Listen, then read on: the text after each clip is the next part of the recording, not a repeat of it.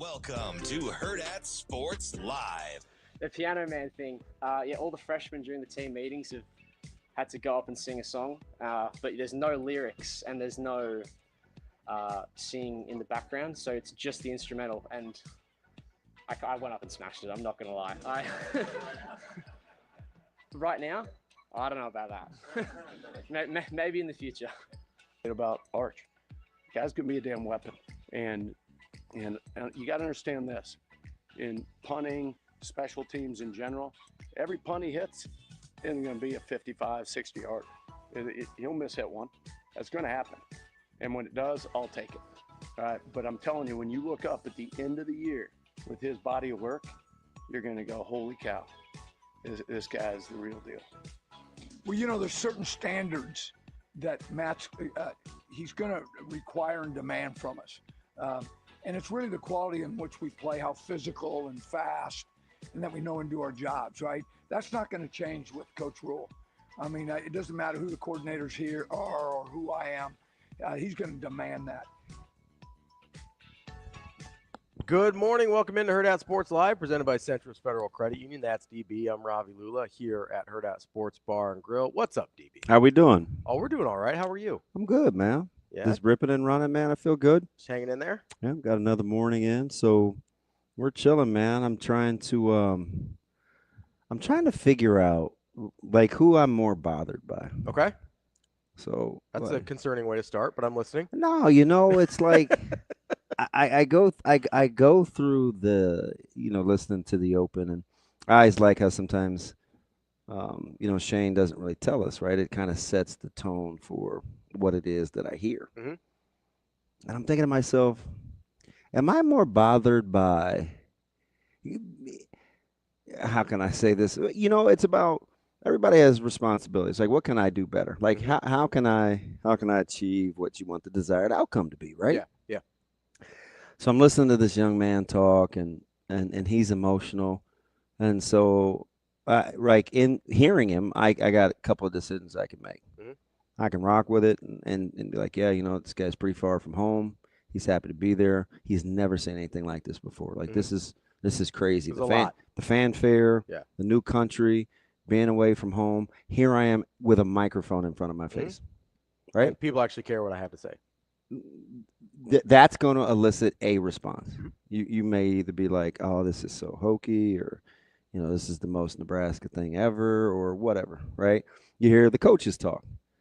And it's the second week in a row we've heard about punts, and so you've got a way that you can feel. You can eye roll. You can be like, oh, I'm excited. You have choices. Mm-hmm. The thing, the one that we forget about is you don't always need to share it, right? Like I think it's so it comes across as super hypocritical to want to outwardly express your opinion on someone else's opinion being expressed outwardly. Fundamentally right. Yeah, I mean, it's situational for me. Well, listen. Yeah, like it's situational for me. I'm just processing out loud. So I'm like, on one hand, I'm like, man, see, this is why we can't have nice things. Yeah. This is why we can't. For a second, were people giving Archie a hard time? Not near as much as the staff. Okay. Because I was gonna say, like, I didn't see that. I mean, that would be pretty. That'd be pretty mean spirited. I'd start throwing hands. Like, yeah, I'd have a problem. That'd be pretty mean spirited. Like, anybody that's giving Archie a hard time, I'm gonna have a problem. But it's like, oh my God, here we are hyping up something that hasn't. It's like, if you don't say anything, that's always an option. Yeah. But I think we don't like that option either, though, because we've had that before and we don't like it. No, that's my point. Yeah, we don't like it. We don't like it. Don't try and be like, oh, just don't say anything. We don't like that. We've established we don't like that. It's crazy how we want our cake and eat it. We want it both ways, all the ways, depending on what kind of mood we're in. I'm like, we're just not going to be able to win for losing. Now, listen, But I get that's how, like, media and fan, like, this is how the game's going to be played. Yeah. But it doesn't mean that I'm cool with it, right? And I totally understand that. I don't know. Do you? Because I get fired up about it. No, I do understand what you're saying. I also personally don't want to be hypocritical because I'm a person that frequently expresses my opinions about other people's opinions. Listen to what I'm saying. Yeah. I mean, I was very critical, not just while he was here, but obviously when he's been gone, of Coach Frost or of Trev Alberts. And so, like, I want to be transparent about I am part of that noise sometimes, and I recognize that. Hear my heart. Yeah. I'm not assessing rights and wrongs. Yeah. I'm talking about choices that we have real time to not – like sometimes when you're expressing your opinion, you're just expressing your opinion. Mm-hmm. You're not trying to get me to feel that way. Fair. Nor does it dictate your behavior.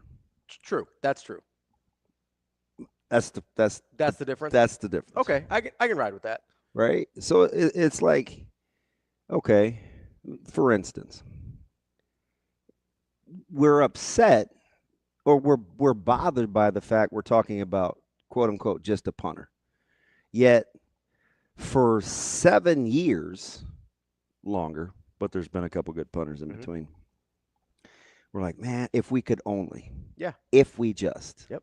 So now you think you have a chance, like you may, and it's, well, you better prove it. That's like, man, can't we? You know what you tell me all the time, DB? Can't we just? You know what you tell me all the time? We just have nice things. You know what you tell me all the time? What's that? People can make you dumber. But like, why are we so quick to like critique and judge that, but we can't just take self-inventory on our responses? What did you say? Like, what's wrong with it? Is that too hokey? Like, is that asking too much? Or am I no fun because that makes too much sense? I don't think it's asking too much. I do think it's asking more than most people are willing to give. Well, but there's a difference between that. But we've seen it before. It's an easy self-assessment. Hey, have I ever found myself lamenting? Sometimes I think we need to Google that word. Like the crying out in a profession, like. There's a book in the Bible, Lamentations. Yep. Like Google what I mean. Google what that word means when I say when we're lamenting. Yeah. Because that's not lamenting and venting are different. Yes. They're completely different things. We kind of sometimes use them interchangeably, but they're not the same thing. At least in the essence of what lamenting means. So it's like if you want to have nice things, but you want Nebraska to stay in the moment in talking about it, then you stay in the moment in terms of receiving it. That's fair. If you don't want them to overhype it, then keep your own emotions in check about the overhyping. Mm-hmm. But what we do is the cynics in us are like, we're going to poke fun at the excitement as though operating in one extreme is somehow better or different than operating in the other. Yeah, that's fair. It's just it's just weird to me. It is. And we'll do it and not even be realizing we're doing it, and it's like, well, how is that any different than what they're doing? It's the thing that drives me crazy. Is that right. like is this Denny Downer? Is this wet blanket day? Am I being super douchey? I get what you mean because it's one of the things that across all areas of life, not just sports and fandom, that drives me crazy. It's logical consistency. That's all I want. If you can why can't we just receive the information? If you can be logically consistent in the way you respond to things, I don't really care what your response is because then I'm able to adjust to what your logic in that situation is. If you're unpredictable, I don't like chaotic people, right? I feel like I have a pretty good idea. I've known you long enough. I've known you well enough. If a certain stimulus is presented to you, DB, I have a decent idea how you're going to respond to that most days, right?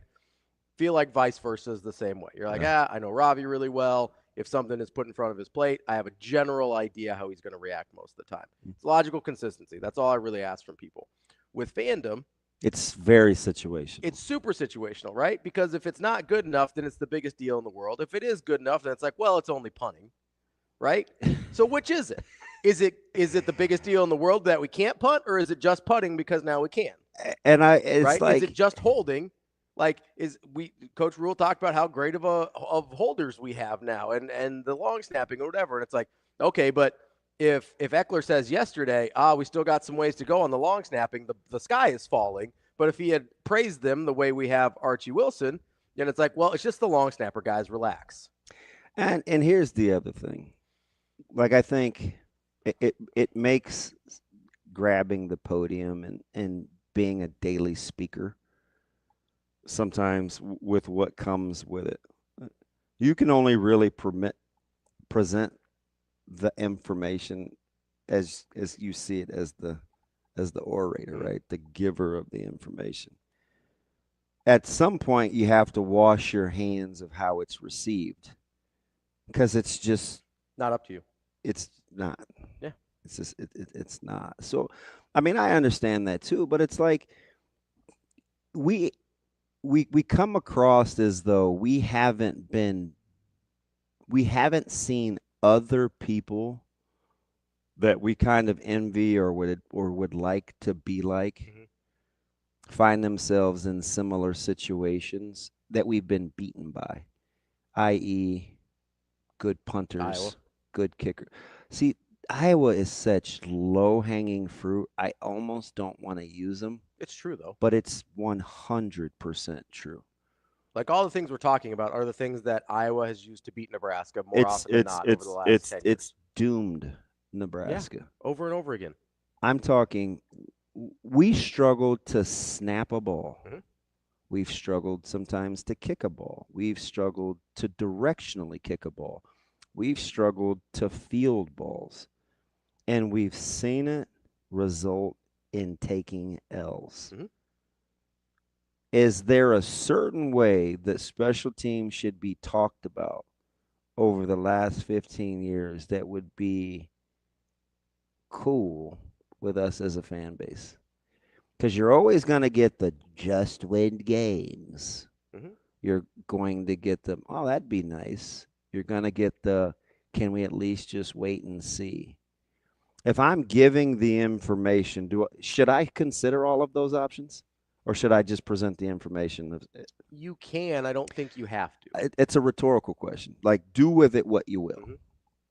Right? But I mean, that's really what we're talking about. Like, I don't know, man. Sometimes I just get frustrated that we just simply, we complain about people not having nice things, but we also can't receive nice things either.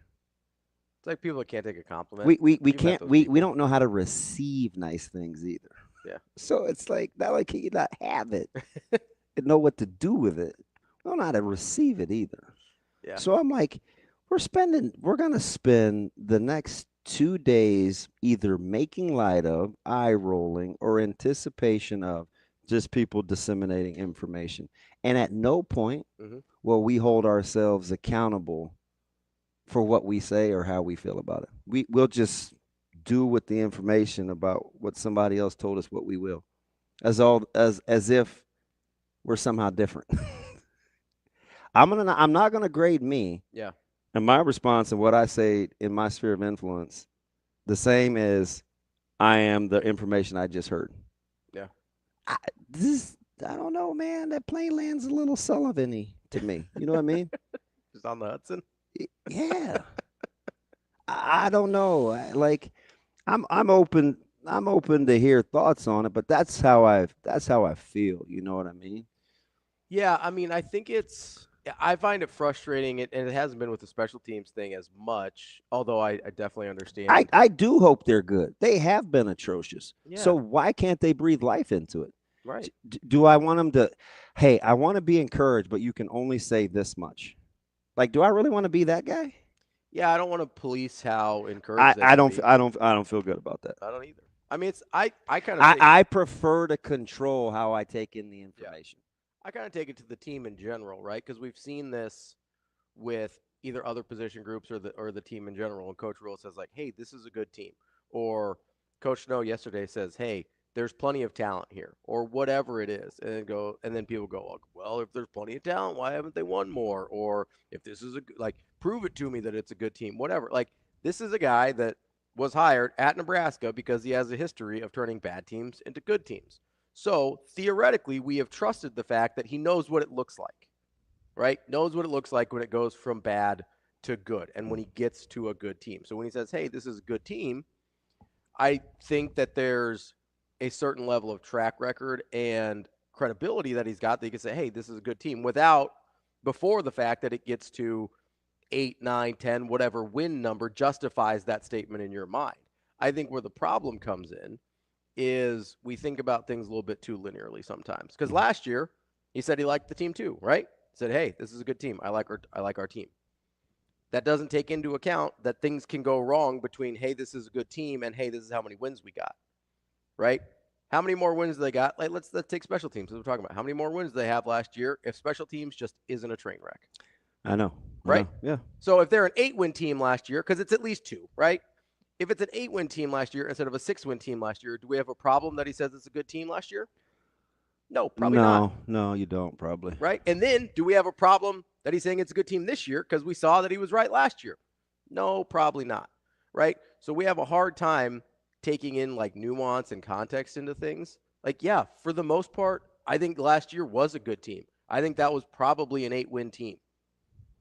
Now, there were circumstances that occurred that made them a 6-win team. I get that. And you can't go against the circumstances. You are what your record says you are. But that doesn't mean the team was any less capable. It means they didn't execute when they had to.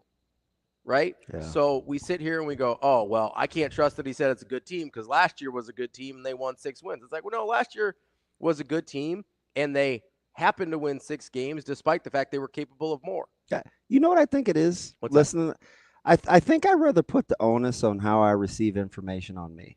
Sure. And not try to project that on everybody else unless I'm asked. Hey, what do you think? Hey, what do you mean? What do you think? You know what I mean? Because I don't really want to get in the habit of critiquing or telling you about my opinion of your information unless you ask me. Sure. You know what I mean? Yeah. It's like unless there's concrete answers. Just today, hey, listen, when we're in this front and I'm a C gap guy, how do you want me to line up? What'd you hear this morning? What would we talk about in an individual? That player's going to give me a response. See, at that point, as kind of the overseer and the presenter of the information, I got to be like, okay, this is how I wanted you to receive it. That's different. Yeah, it's concrete. Yeah. Yeah, it's a concrete. There's a right or wrong answer. And then you have to look at yourself and say, okay, if I know I said this and he didn't receive it that way, maybe I have to look at how I presented the information. That's just, and maybe what I'm saying this morning is more how I utilize my own filter. Yeah. Right. I just think it keeps you safer emotionally in terms of being able to stay in the proper driving lane. If I put the onus of my response on me. Yeah. I don't make it somebody else's fault. Because all the time you hear, well, the media said or the coaches said. And sometimes I always want to say, at what point do you analyze how you process the information? Yeah. No, I get that. Right? It can't always be somebody else's fault. No, it can't.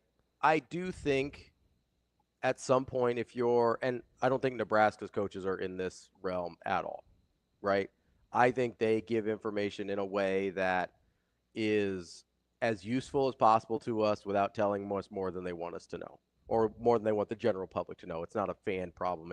I think more it's hey, we don't want a certain type of information out there for everybody else to consume. And I understand that. I feel like they're generally pretty honest with us.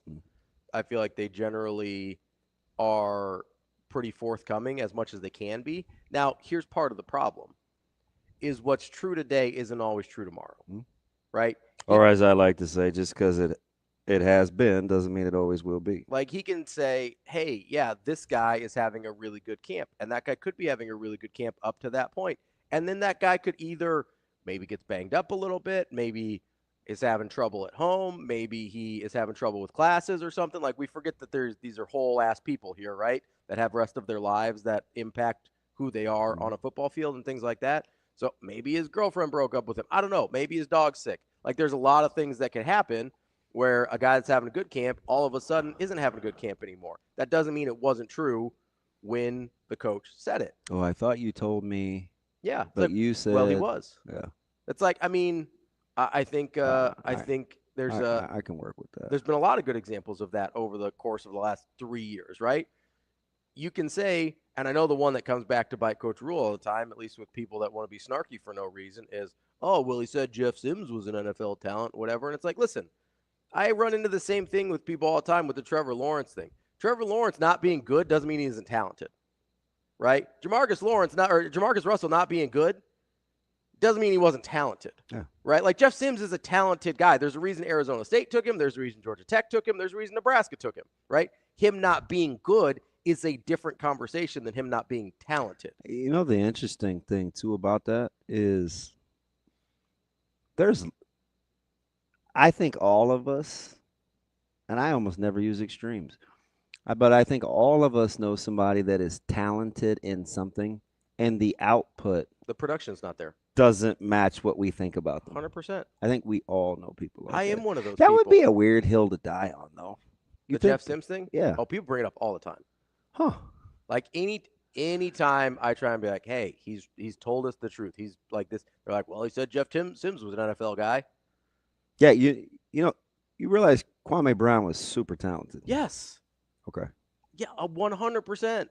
He was not in a either correct state for himself or the wrong situation for him or whatever. You know, Ryan Leaf was incredibly super talented. Probably more talented than Peyton Manning. You know what I mean? Like physically, I get it. Ryan Leaf probably greater than Peyton Manning. Yeah. I think that's accurate. Now, there's a whole lot else to do with football, whether you're successful or not, outside of the physical talent. But that doesn't mean it wasn't true, right? So that's the part that I also think we have a hard time separating is truth about what a person is versus their output and their results. And then what's true today may not be true tomorrow, may not be what was true yesterday. So like that amount of nuance sometimes I think bites the coaches in the public perception because they see something every day and we hear from them once or twice a week. And we see it 3 or 4 times throughout the course of a fall. Yeah, if you ask me how I think we're going to – DB, how you think West Side's going to be? I said I think we're going to be pretty good. And we go out and we get curb stomped by North. When you asked me, I still thought we were going to be pretty good. Yeah, and you probably still think you're going to be pretty good after that. You know what I mean? I guess that's kind of how I look at it. Is there anything that could happen to West Side against Omaha North that would make you think, oh, I was wrong? Or would you just think these are the things we need to fix to get to the point I thought we can get to? Oh, it depends on how bad they beat us. Okay. I reserve judgment. Hey, we could beat 42-0. I'm not sure we're going to be pretty good.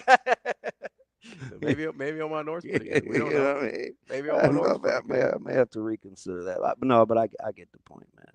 It's one of those things where you're right. The processor of the information does have to take some accountability. That being said, I do think the provider of the information does have to take some accountability as well. Yeah. Hey, Shane, can you put T-Mac in blue so I can read it?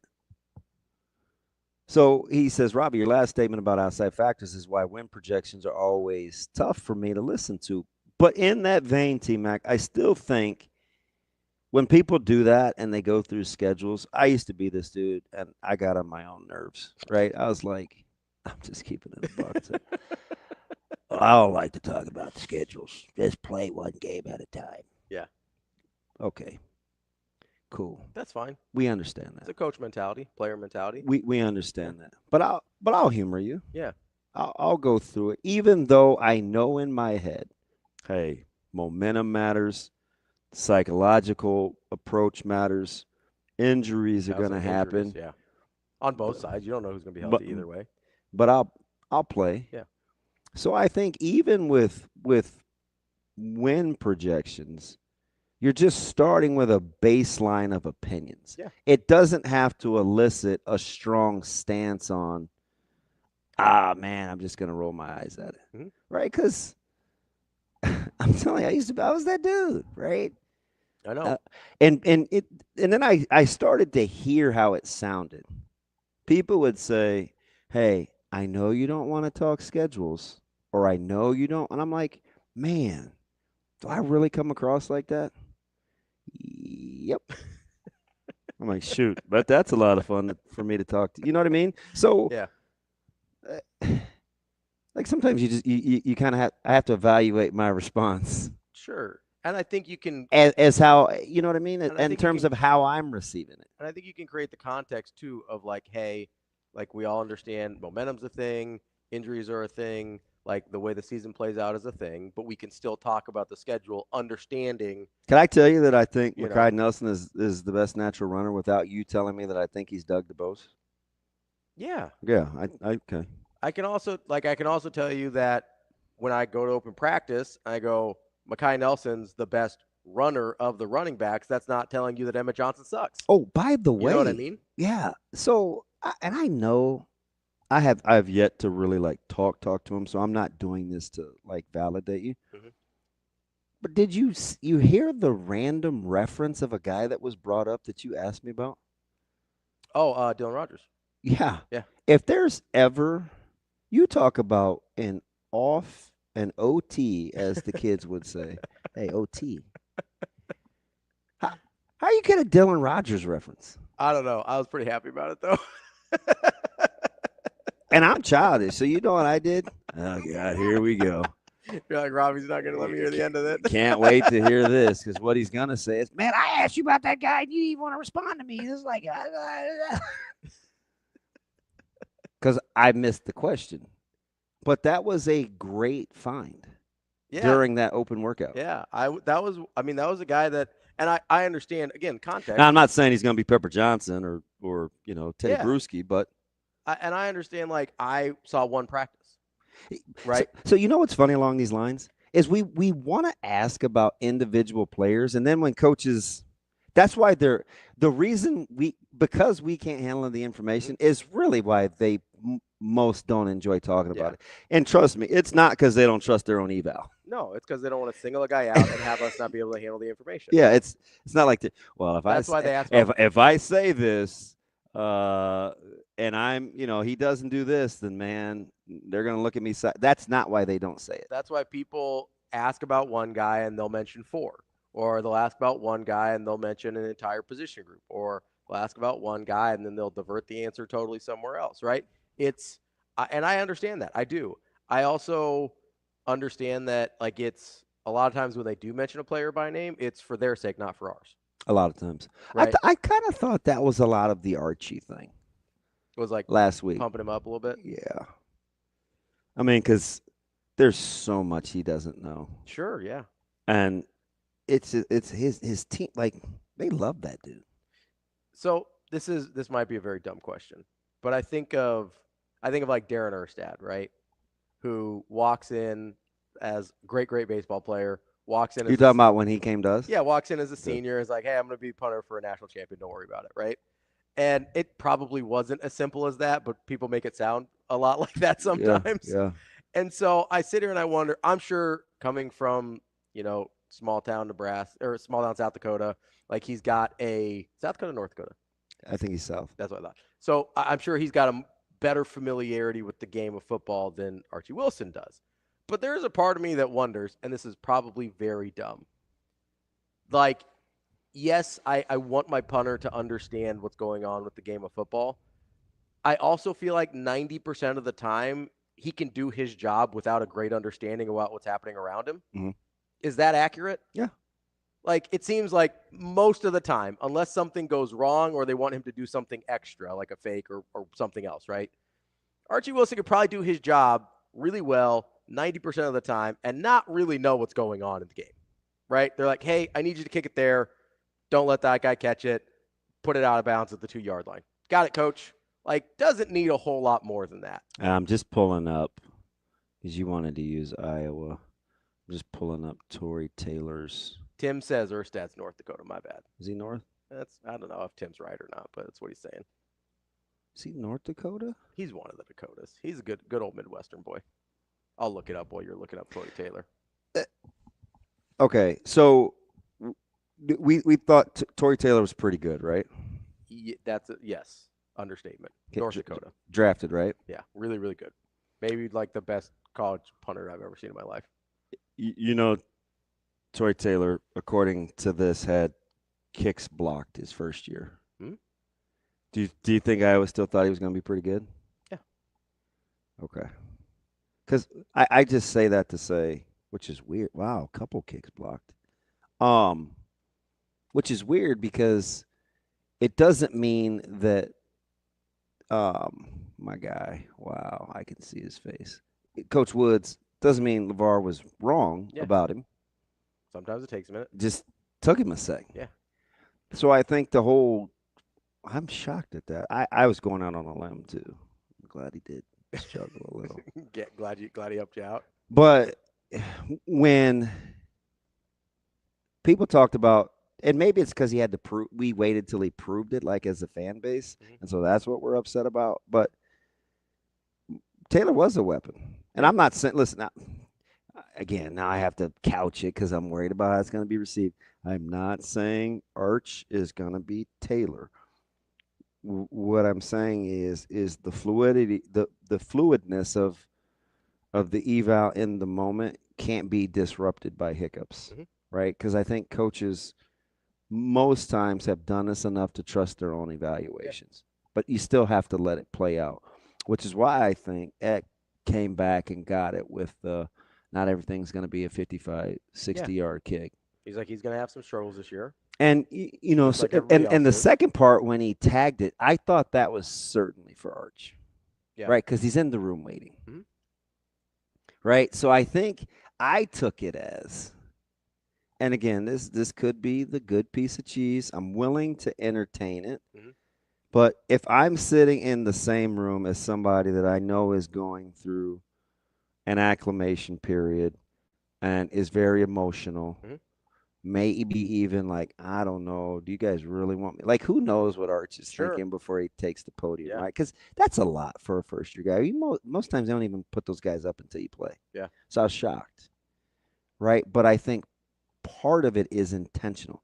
You have to be intentional with the results you want. If you want to be able to kick in front of 90,000, you better be able to speak to 1 million. Yeah. Right? If you want to kick in front of 90,000, at some point you're going to have to be able to talk to 1 million.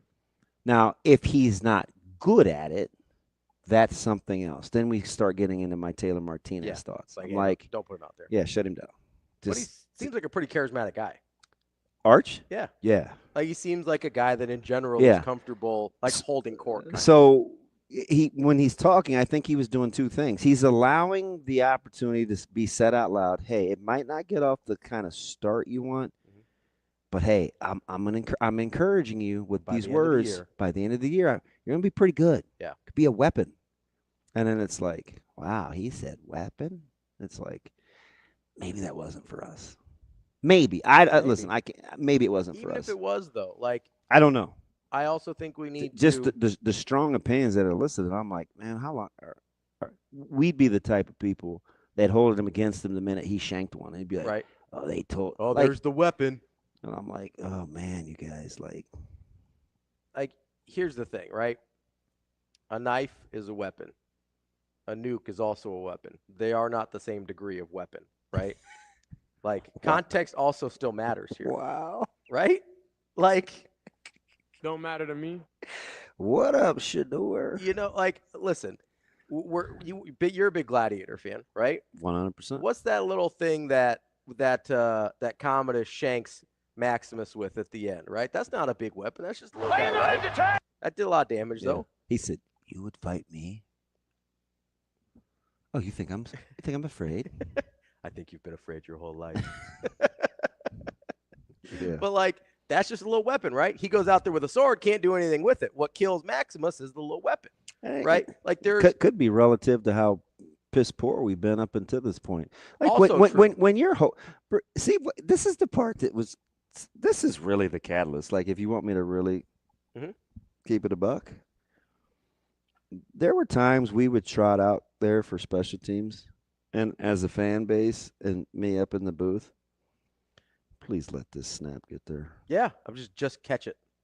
But like, I would 100%. No, I'm. So I know how I felt. Yeah, I know how it made me feel. Every time they went back there, they're like, "Oh my God, please just get the kick off." We forget how we felt like that. I don't forget. So I just took it like that's what really was bugging me. I was like, guys, just imagine if it's okay. This is like, do you have to recalibrate your snark by the varying degree of the compliment? Like, I just want to be okay. I mean, I remember last year. I just want to snap this thing, get it off, kick it to where it's supposed to be kicked. I want to get it fielded. I just want to do the bare minimum. I remember last year when I'm sitting watching games and I go, okay, they're probably in field goal range, but are they going to try one? Because do they trust it to actually be able to get the ball down? Yeah. Not whether or not they can make the kick. Well, I got the answer to my question. I asked a couple of our national guys, and I asked the guys, some of our beat guys, have you allowed yourself to think or even imagine if the special teams is good? Nah. The question, the answer to that question, based on these responses of how we've taken this and run, they have not. We have not. We haven't. So I agree. At least I know. The thing that I've allowed myself to do is, what if they're just not atrocious? That's where I've gotten myself to. Hey, that's hey, hey, Ravi, how was your day? Not atrocious. Pretty good. I'm still alive. Well, that's weird. Yeah, you know what I mean? I mean, that's DB, how was your day? I didn't die. That's the verse response, right? Still Yeah, on right, this side of the dirt, right? I mean, yeah, he does say that like sometimes. almost every time. He's like, well, woke up on the right side of the dirt. yeah. Or he's like, well, I'm above the ground still. I'm like, that's a little morbid. You know, but like honestly, that's the only place I need it to get to in my mind for them to get to where I want to go. Anything above that's a bonus. Yeah. Hey, how is it landing with you to hear Coach Snow keep referring to Coach Rhule as Matt? Honestly, it felt a little weird. I was like, you can't do that. I was like, oh, yeah, you can. I was like, I know you're like 20 years older than this guy. Been a mentor. He's like, yeah, that's the thing with Matt. I'm like, who's Matt? Could we call him Coach, please?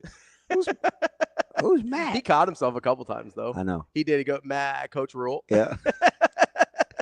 It did. It felt a little weird. But then I was like, it's also, I mean, probably a little weird for him to like be like, oh, Coach Rhule, because he probably does just call him Matt, right? I wanted to jump right through the monitor when he gave the Arizona State Snyder reference.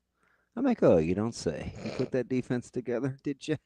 Did you, huh? Did he put the defense together the previous year? Oh, wow. It's tough. I'm just asking.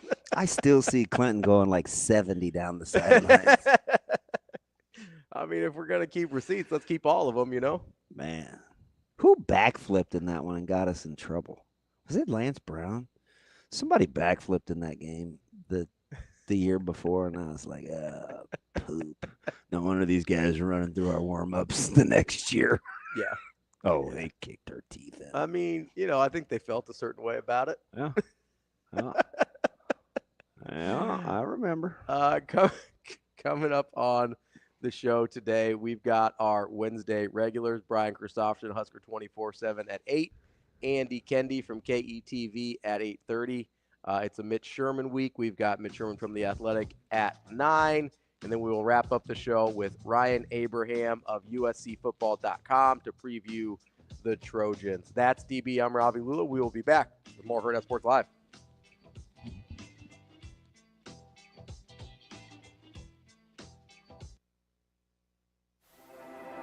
At Centros Federal Credit Union, we have the tools and resources to help our members fulfill their financial goals. With a focus on building a stronger community for the next generation of leaders.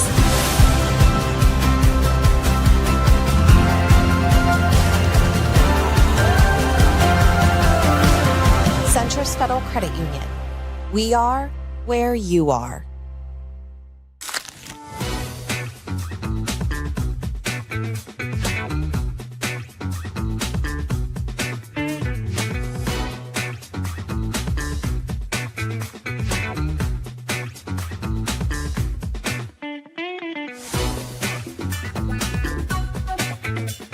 Here at Omaha North with Camp Confidential, Coach Martin is our next guest. Coach, obviously you lost basically your whole offensive line outside of one. You lost one of the greatest leaders this school's ever seen, and that's saying a lot, in Tyson Terry. But you still are going to be in the conversation because you're Omaha North football with Larry Martin as the head coach. How has the adjustment been so far with this new group? You know, I think that the biggest things that you try to to talk to the kids about is that you don't replace guys like that. You just don't. You learn from what they brought to the table and learned how that enhanced your program. And I was proud to sit here and listen or stand there and listen to the kids about the different things that young man stood for and what he brought to the program. And you know, they're not trying to be Tyson Terry, they're trying to be themselves, which they did. And unfortunately, we got a little bit of dose of that because Tyson got hurt, you know, on the field. And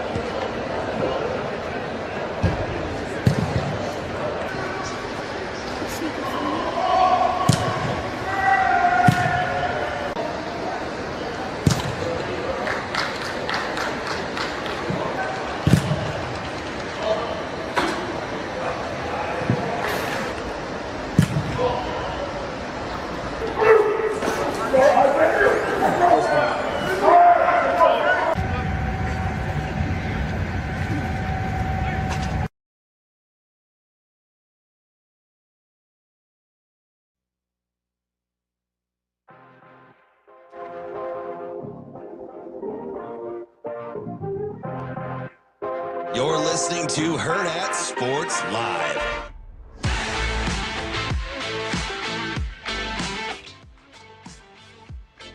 Welcome back, Hurrdat Sports Live. That's DBM Ravi Lulla here at Hurrdat Sports Bar and Grill. Reminding you, if you're out on the road this morning, make sure you keep those eyes focused and straight ahead. Keep that phone down. Keep those eyes up. Make sure you're not distracted. This message from the NDOT Highway Safety Office. Some funny comments about my weapon analogy earlier. They go, a flip-flop in the right mom's hand is also a weapon. That is true. We got wooden spoon, also a weapon. Correct. This is one I had not heard of. Somebody said like a length of Hot Wheels track. Oh yeah. I was unfamiliar with that. Have you not? So you might have. I didn't. This was I don't past think your I had time, the tracks but either. they had these rubber kind of malleable ones they were connectors and they could curve and loop. Yeah. They were orange, I believe, for Yeah. the most part. Yeah. And Shane, do you remember those? Coach Huffman had I know I use him a lot for toys. I don't know if that dude was like cool closet setup. loaded, but he had all the. I do remember those. And you could shoot the cars out of the deal, and they would be on the track. Yeah, and they would I always loop. wanted one of those. I never had one. And you could just like take them apart and put them. But they were pretty together. bendy. Yeah. So you get a little whip on those. Yeah, whip. Cool whip. Well, my mom's got me. She hooked an extension cord so it had a little loop. Mhm. Like she grabbed both ends. Like Lupe Fiasco.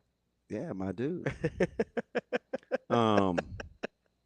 I've been all weapons are not created equal. I remember my ding dong sister and I can't remember we were getting some work done in one of the closets in the spare bedroom and we blew up the outlet. Mhm.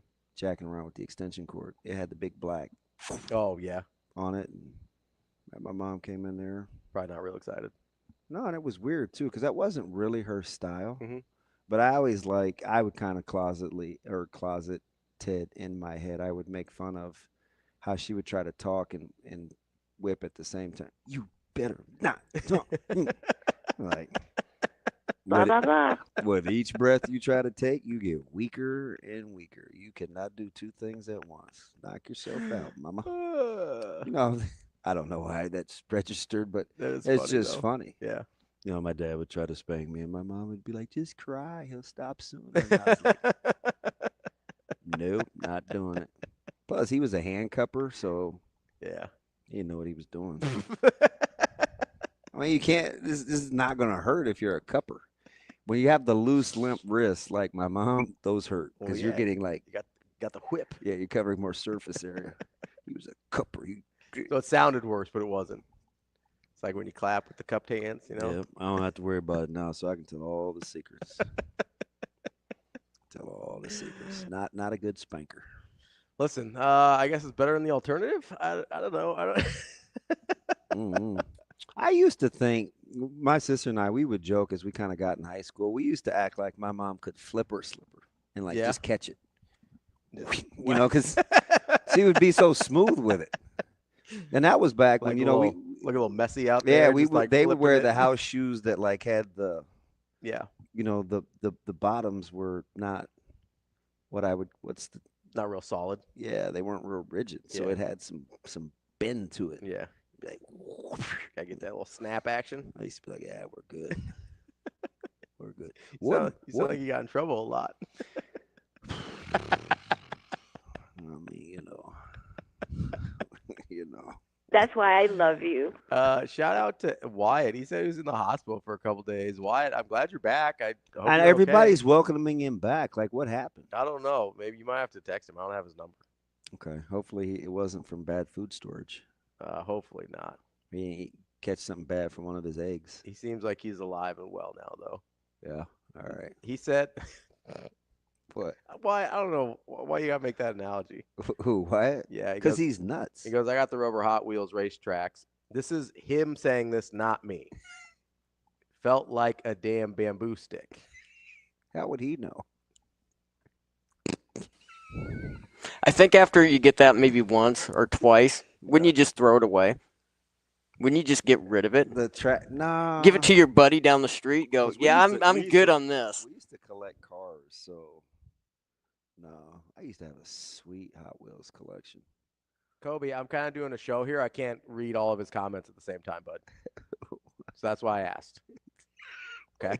Kobe is a cold shot. Like, No. Kobe, we know. I don't know if you noticed the comments scroll. We know while that we're he was. live He doing- said he was back from being in the not feeling. I want to know like what was wrong, not just that he was in. I the think he said he hospital. was dehydrated. Like, what led to this, Kobe? There's a lot more context here I would love to have. Why do you let him get? Actually, Kobe's probably a very nice person. You know? That thing wet. I told you Lance was. That turned out to be true. I still don't know that to be true. I've never met Lance. I don't know Lance. He's a Dolphins fan. Is that supposed to be in his favor? I don't know Yeah, what. that means he's very patient. That's true. I do know one Dolphins fan. I know. I know three. Shane's boy, Funny Randy, my comic book dude.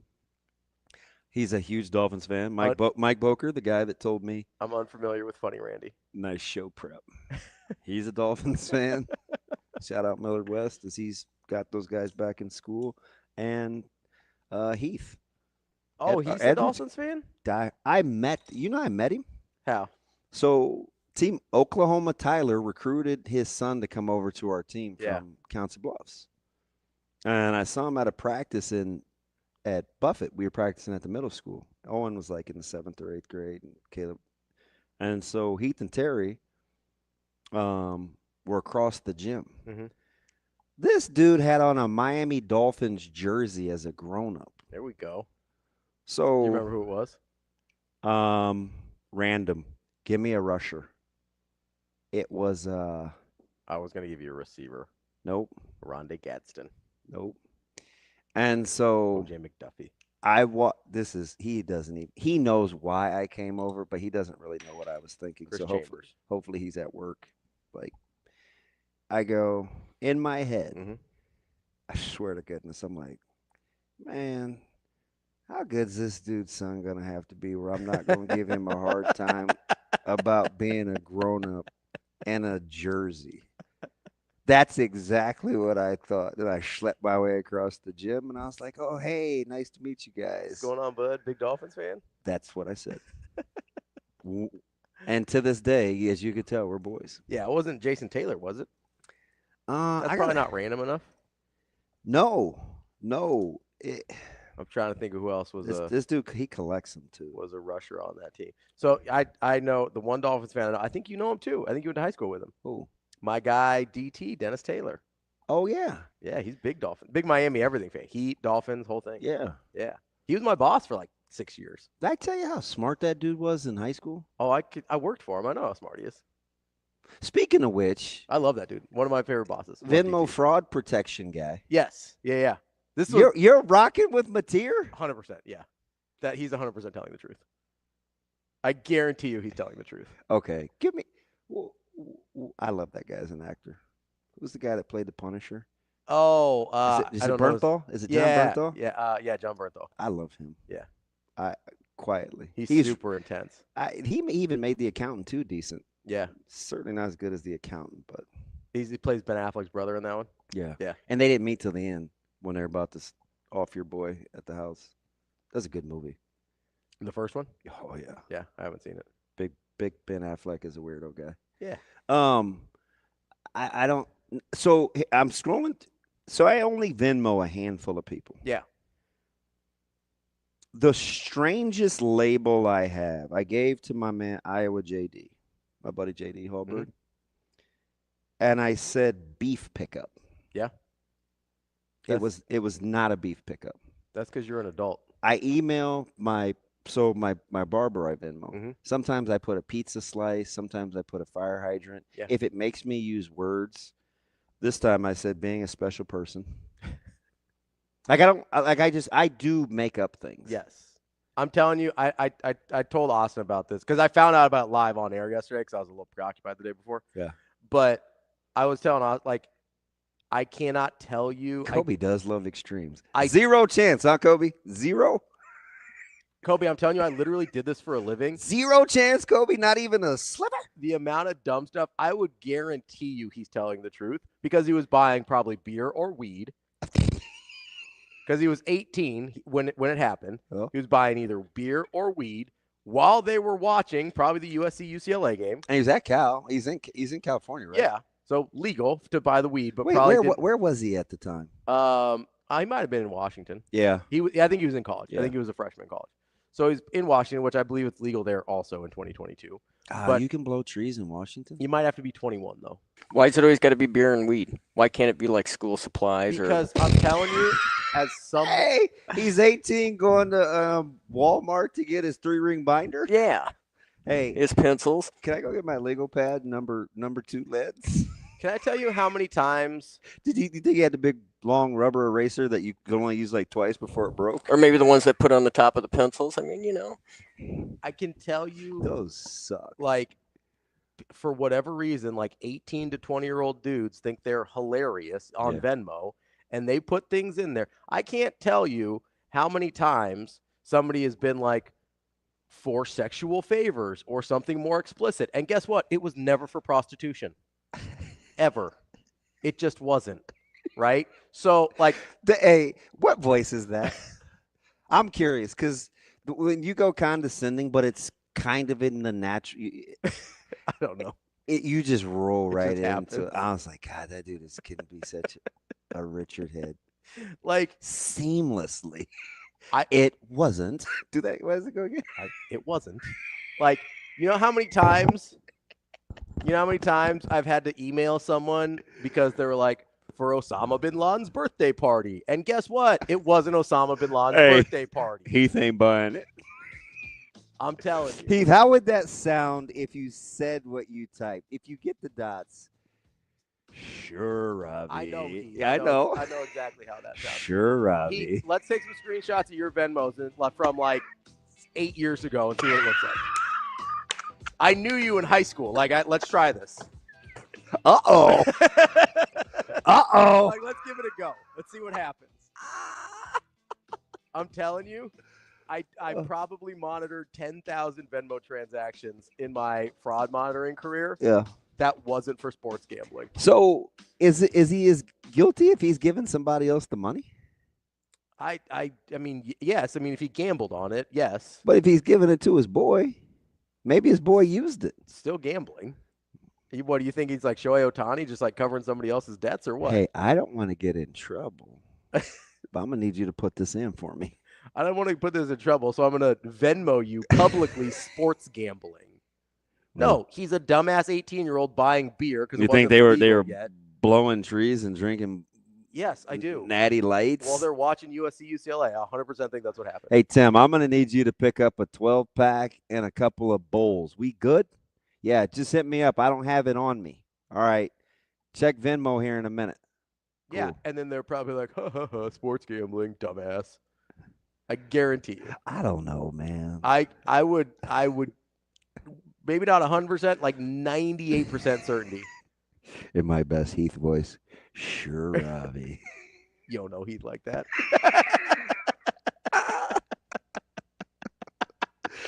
Let's get to our guy, Brian Christopherson, coming up next. That's DB. I'm Ravi Lulla.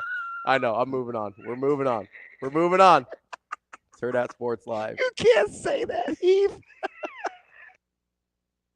Man, that guy's special. I mean, he truly is. I mean, 18 years old, leaves home for the first time, goes to a different country, leaves his family, which he's unbelievably close to. And what Coach said about him is everything is accurate. I mean, that guy knows every one of his teammates, and his teammates love him because the energy he brings in the building, not just because he's able to do what he can do with the football, but the guy's special. And I said it the last place I was at, and I'll say it about Arch. The guy's gonna be a damn weapon. And you got to understand this: in punting, special teams in general, every punt he hits isn't going to be a 55, 60-yarder. He'll miss hit one. That's going to happen. And when it does, I'll take it. All right, but I'm telling you, when you look up at the end of the year with his body of work, you're going to go, holy cow, this guy is the real deal.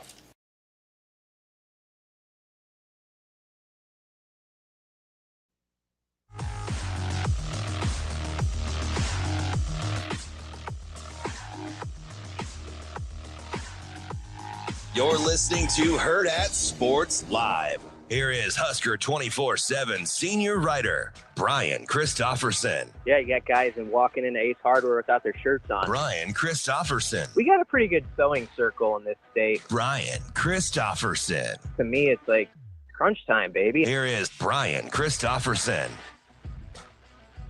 Welcome back, Hurrdat Sports Live, presented by Centris Federal Credit Union. That's DB. I'm Ravi Lulla here at Hurrdat Sports Bar and Grill. We're joined now by Brian Christopherson from Husker 24/7. BC, what's going on, bud?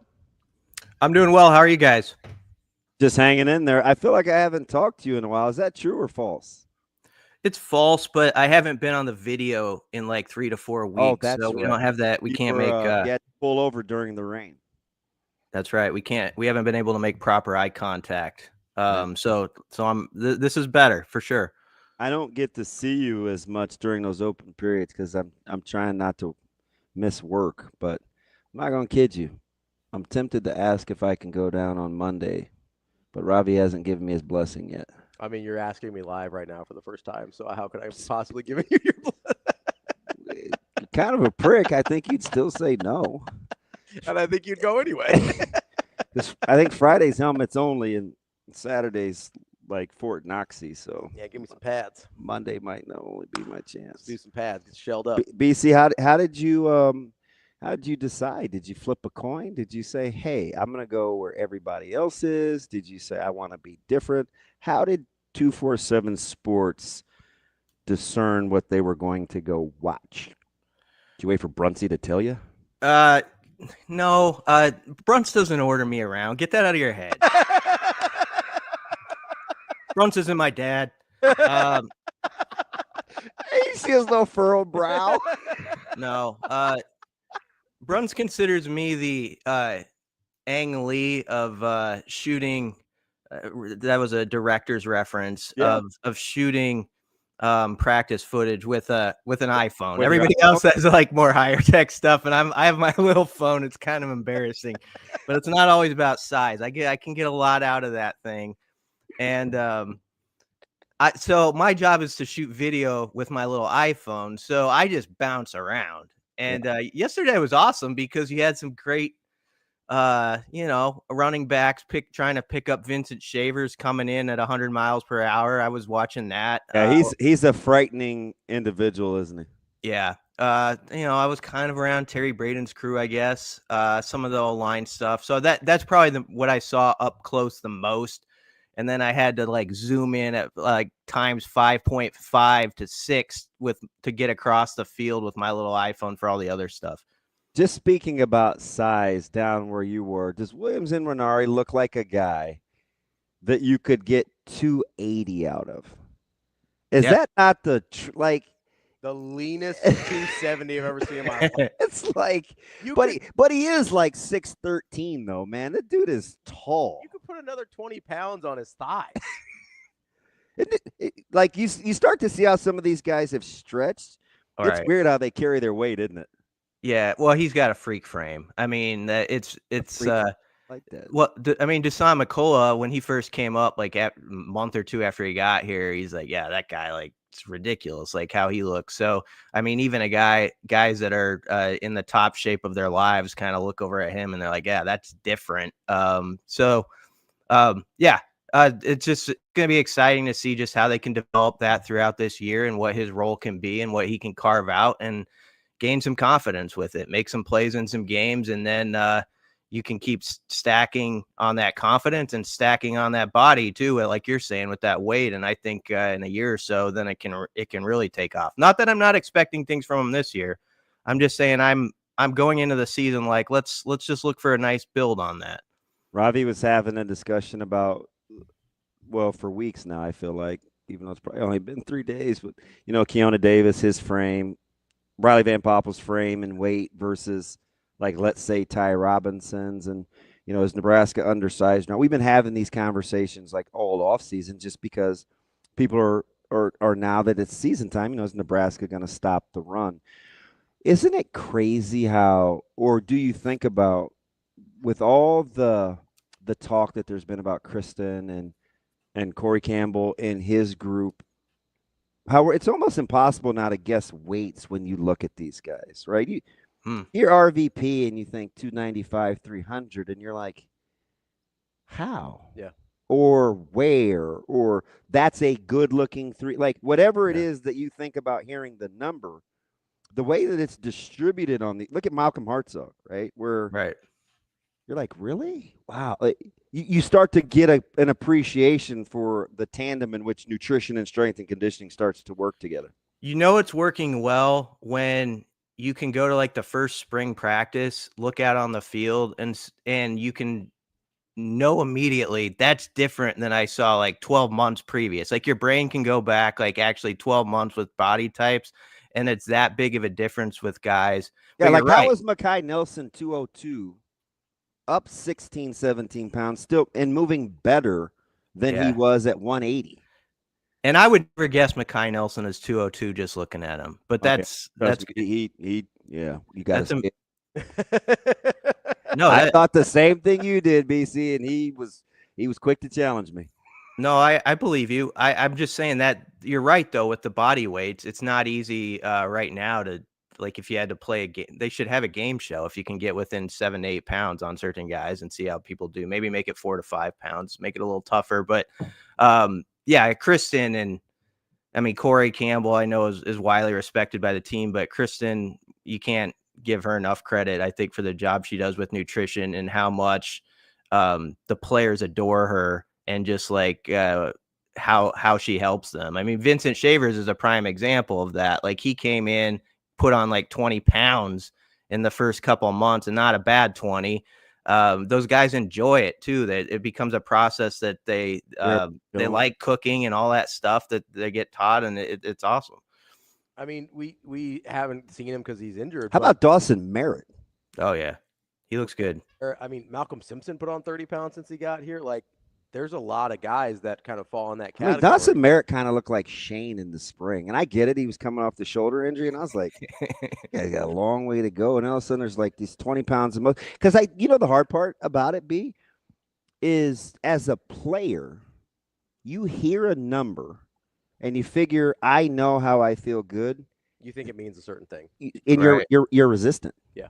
Yeah, you're at that number before. You're kind of resistant. Yeah. You're like, I want to be able to do this, or I feel good at this, and they're like, no, trust me. And it's like, so you don't listen, you don't do everything you're kind of supposed to do. Meals find their way into the trash, and it's like, hey guys, like, trust the process.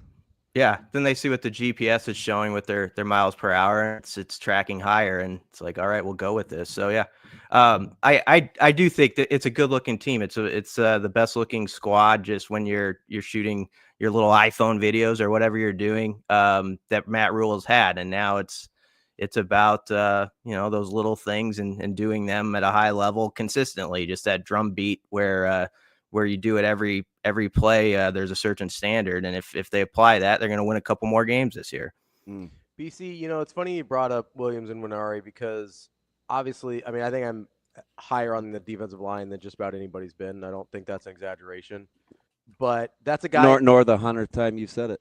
That's a guy I barely think about sometimes when I'm talking about the defensive line. Like it's to me, it's, hey, whatever you get out of that guy's a bonus. I like them independently of trying to project, which is kind of crazy to think about. Like, I think I talked about this in the spring, but if there was any other year where Nebraska was bringing in a 5-star defensive end, is there any way that he would be flying this much sort of under the radar? Like, I hardly even think about him in that room except for as, oh, it'd be nice if you get something out of him. Yeah, it's been good for Williams, I think, in that sense that, we do hype a lot of things up around here, but I don't think in his case, compared to some past seasons, and there's not even really an equivalent to him. I mean, he was ranked number 6 overall in that recruiting class in 24/7 Sports rankings. That was actually one ahead of Rhule in the final spot.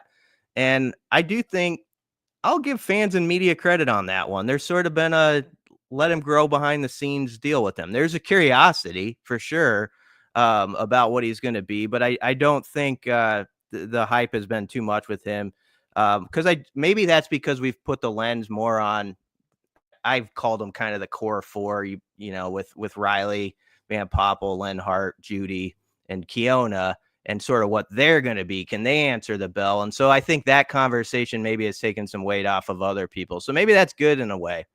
How about like the youth, the potential youth movement? And Coach Snow kind of alluded to it, and I love it because he's telling us without telling us about what the expectation level is, about development and coming to practice and what it's like to maybe not see the immediacy of playing time, but to still attack the day. And I can't help but to think of guys like Peter Zach and Hofkin and guys like that, where it's like, I may be a couple of bodies away. I'm looking over here at Cam and Lenhart, and this dude may be having the best camp he's had, but I don't want to be the guy to not hold up my end of the bargain. That's really when the true development starts to happen, is when guys take on the ownership of not being the weak link. And it's paying dividends for those pups along the D line, especially if the thought process is, hey, in time, you're going to be the guy. Like, you need to prepare as though that's the case. Like, it's cool. You know what's so valuable to that point too, I think, is because you can have more staff hands-on now. Like, some of those guys who maybe are realizing right now, I'm not top of the depth chart or quite where I hope to be even in March or April. Some of them are getting coached by Phil Snow. Like, a guy like who's been a very successful defensive coordinator, who's done this 4 or 5 decades, and they're getting like hands-on, hard love coaching from Phil Snow, and that'll keep you going. And it shows like that not that they don't think this otherwise, but it's like, man, they're invested in me. They're trying to get me to that level where even if it doesn't happen this year, it's going to happen the next. And then connected with that, you have Eckler and special teams. And I think this kind of ties with it. If all things are even, as he said yesterday, between some of the personnel they're looking at, if he had his druthers, he'd go with the younger guy, get him out there if it's close, and you're getting him that game experience and all that stuff. And so I just think you kind of put those things all together, and there's probably a better chance you can keep guys who maybe aren't in the first 53 right now, as we would say, going, like seeing like, okay, they're still looking at me closely, and I am just that far away, and these guys are showing it to me that I gotta be ready for it. It's funny you bring that up, BC. DB and I had this big conversation yesterday. About younger guy versus older guy playing upside in the long term versus playing upside today, right? Because even having coached a different sport and whatever, I would always think about upside as long term, right? I'm going to play this young guy because his upside by the end of the season is greater. And DB kind of brought it home for him and be like, yeah, but their upside today might not be. So if I'm going to live with mistakes, which mistakes do I want to live with? That's the part that we kind of forget about as a fan base, because the easy answer is, hey, all things being equal, play the young guy. Play the young guy. Yeah. But coaches sometimes have to think, I'm trying to limit the variables. So even if I'm banking on upside, who still has the least amount of variables right now? Because I still have to achieve the desired outcome, right? Which is to win games. So that's the part sometimes we don't think about when we go old versus young. Right. Coaches are thinking, I still want as few variables as possible. Right. And every individual situation is going to be different. And I think when Eckler was saying that yesterday, it was more just like, this is basically a tie. Like this guy has got himself to a point as like a redshirt freshman. That's how I took it, at least, where he's even with this guy who has put more tread on his tire. He's used up a lot of miles in his career already out of his position. We might as well let this other guy go. If you can do that in certain cases, which he did very effectively at Tennessee, playing walk-ons and younger players, I do think that has to help your room too. Like guys walk in Monday after a game and they have actual film to look at from having competed. So we'll see how that all plays out. But I thought that was interesting. I do also wonder sometimes, BC, with the special teams part of it, that I wonder sometimes the mentality of some of the younger guys versus some of the older guys, right? Mm-hmm.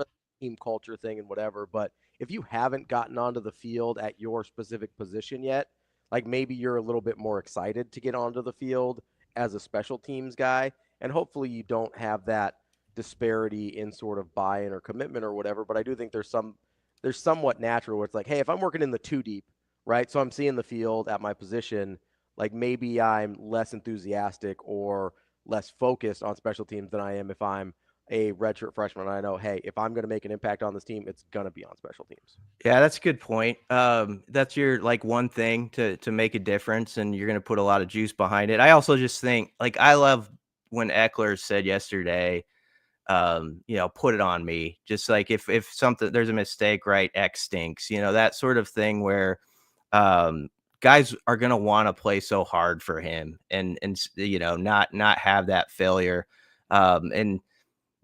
I know you guys talk a lot about how people process information and stuff. That's an example of it where people hopefully take it the right way. Like he had a line where he says, those guys have a free pass then, or so he had some line like that. And I know what that means. And I think you guys do that to you have that freedom, just go out and do it. Have confidence in yourself. We're going to succeed.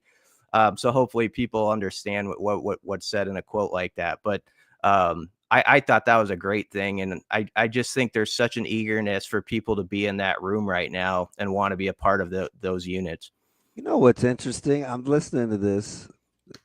Well, man, thank the Lord I actually pay attention. Sparks thought, B. Sparks thought. I know some guys that are in the 2 deep that are also thinking, winning a job on special teams and flourishing in it helps them navigate the too deep. Yeah. Right. So, like, that's a byproduct of kind of what you guys are talking about. If we hold special teams in a high enough regard. Yeah, absolutely. I mean, I'm sure that's how it was on the crew you played with. I mean, it was like, this is. It was, right? It's like, okay, you don't think I can beat this guy out? Watch me with the ball in my arms in the open field. Like, watch me catch this. Let me show what I can do. Right. Yeah. Yeah. I get it. I that's 100%. You know what, Damon? I saw a game. I was watching it, and kind of because of Eckler, it was when you guys. It was one of the best Husker wins, actually, when you're undermanned, when you beat K-State out there in '94, and Eckler was on special teams for K-State at the time. Yep. You had a nice play in that game. I think you forced a fumble. I was like, oh, there's DB popping up. Smoke that cat, and I was like, and I'm gonna be honest, because it's BC, and I feel like I can be. You're not gonna hurt my feelings. Sure you trust. I was so mad about giving a guy the ball that many times without subbing. Somebody was gonna feel what I was feeling. Right. I'm like, the plan is to give this ball to the guy 40 times when we're pretty good? Like, somebody's going to pay. And he only had one arm, too, if I remember right. Or he had an injury. I was so pissed at the Florida game going in about the rotation because LP was coming back. Yeah. One of the very first special teams plays, I broke Tate George's – broke his shoulder blade on a kick return. Like, I'm like, I was just a jerk, right? It's like – but that's how it is when if you don't get your opportunities other places, like you use that as a way to be like, you know what, somebody's gonna feel my first. Yeah, in a roundabout way, we actually applied that right to the present right there. Yeah. That's what it's got to be. Like, so someone else has this right now. This is my role. I'm going to maximize it, and it's going to expand roles elsewhere. And so that's the mindset you have to have. And I do think if special teams is really humming, and there is sort of this, like, we're going to be one of the best in the country. Do you want to be on the ride? I think that's huge to get guys thinking that way. And that's why I'm all for them kind of pumping it up. When Ja'Cory Barney walked in the room and said, I'm going to lead the nation, I like that stuff. Like, I mean, I think that unit needed an injection of that. It's not, whatever happened, it's gone. Don't forget it. This is what we're going to be. We're going to be confident about. Let's go. You know, it's interesting too, like just maturation going back here and now, because you want guys that approach practice like Barney. Don't let me fool you. I would not enjoy. I want a lot of Barneys out there, but I'm not going to act like he'd be cool to go against in practice all the time. Oh, he'd drive you crazy. Because I didn't like guys like that. Right? Yeah. Like, I mean, Phil Ellis was like that, where you just eye roll. It's like, God, not you again. You know what I mean? It's like, I got to see this guy again. Like, chill. Yeah. But the more you get guys like that, it's either you put up or shut up or you get hurt. You know what I mean? And that's kind of what I think Nebraska should be after. Yeah. Yeah, I could see that. But Barney's a chatterbox out there. He definitely Just he go definitely is. 100 miles an hour all the freaking time. And you just don't want to be embarrassed. That's like Shavers. Mhm. You can lollygag if you want to. You're going to get smoked. Yeah. Right? There's just guys out there that force you to be on high alert. I'm as eager to see Shavers as anybody on this roster this year, just where he elevates. That's not like a bold prediction that he's going to get to this high up the mountain or anything. I just think he has some natural traits with a year of experience that are going to be fun. And I think he can be utilized in Butler's defense in creative ways that really accent his talent. So if you said give like 3 or 4 guys who you're most excited to see, he's on that list. BC, what do you think about Coach Snow's comments about sort of his role on the team? That's sort of one of the first times we've gotten, I guess, real specifics about it, about who he was working with, how he was doing, and then kind of how he was mentoring some of the other coaches. Yeah, I mean, I think he just has so much value for this place and time. He would for any program, but when you think about Nebraska's defensive staff and you have some guys who have been good coaches in other roles, but now it's sort of their big shot, like as full-time assistant types, Terry Braden and Phil Simpson and Addison Williams has been around, but he's got like 25, 26 DBs over there. So you're going to need some help with that. I just think he's that perfect guy to be an in-between between knowing Matt Rhule so well that, as you said earlier, he can call him Matt, and it works. I was like, what the?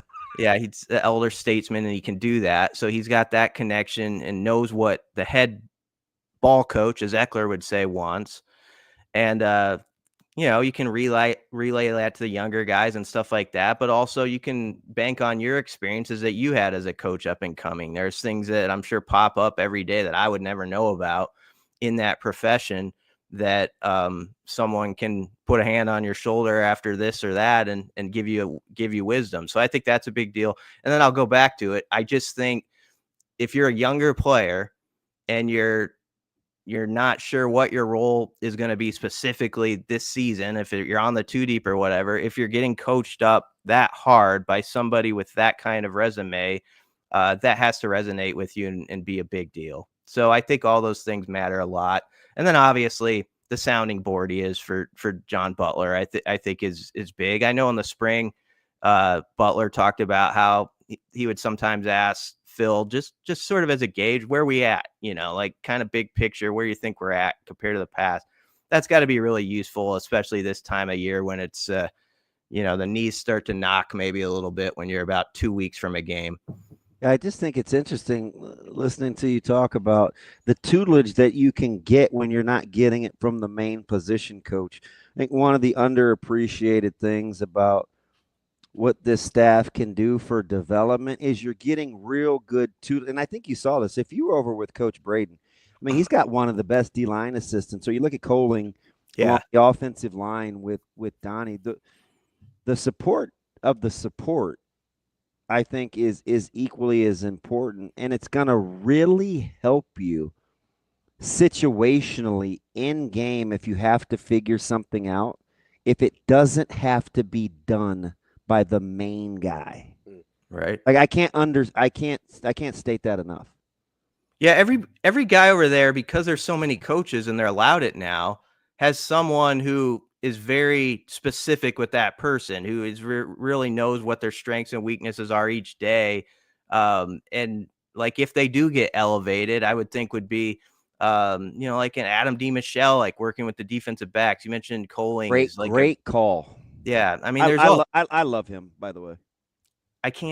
I'm blanking on his name right now, but Andrew Verbois, who works with DeKeel Shorts. I mean, he's a big deal. Like Dane Key, gets a lot out of him. And so, I mean, all those guys who we don't write about as much are so critical to that staff, but also to specific players right now. They're probably that player's guy, at this moment in a way. And I think that's very useful. If Dvorak's going to get on a knee and teach a guy some technique that's coming along like Dawson Merritt, that takes away from the total coaching time, right? You have to feel comfortable with your staff that somebody's got your back in those teachable moments. It's crucial.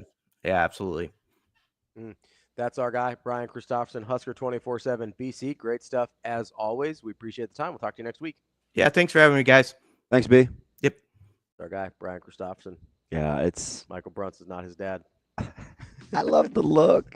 For as mean as BC could look, he's like, Brunson isn't my dad. Yeah. I can't wait to catch Brunson's response. That's all right. That's why we should I be talking to Brunson this week? What do you mean? He was very mean last week. Was he? He's pretty naughty. I don't remember what he said last week. Oh, God, I was getting crushed. I don't know. That doesn't sound familiar. Okay. Coming up next, we're going to talk to Andy Kendeigh from KETV. But don't forget, even though people are heading back to school, you can still get the summer specials here at Hurrdat Sports Bar and Grill. The Cajun Shrimp Wrap, the Chicago Dog, the Philly Steak Pizza. It's all here at Hurrdat Sports Bar and Grill, both locations, La Vista and Gretna. We'll be back for more Hurrdat Sports Live. At Centros Federal Credit Union, We have the tools and resources to help our members fulfill their financial goals. With a focus on building a stronger community for the next generation of leaders.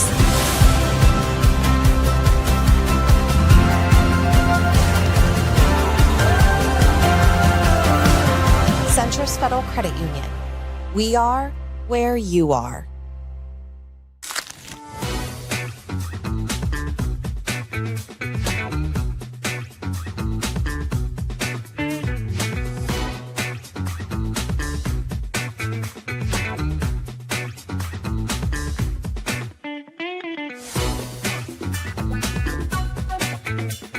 Here at Omaha North with Camp Confidential, Coach Martin is our next guest. Coach, obviously you lost basically your whole offensive line outside of one. You lost one of the greatest leaders this school's ever seen, and that's saying a lot, in Tyson Terry. But you still are going to be in the conversation because you're Omaha North football with Larry Martin as the head coach. How has the adjustment been so far with this new group? You know, I think that the biggest things that you try to talk to the kids about is that you don't replace guys like that. You just don't. You learn from what they brought to the table and learned how that enhanced your program. And I was proud to sit here and listen or stand there and listen to the kids about the different things that young man stood for and what he brought to the program. And you know, they're not trying to be Tyson Terry. They're trying to be themselves, which they did. And unfortunately, we got a little bit of dose of that because Tyson got hurt, you know, on the field. And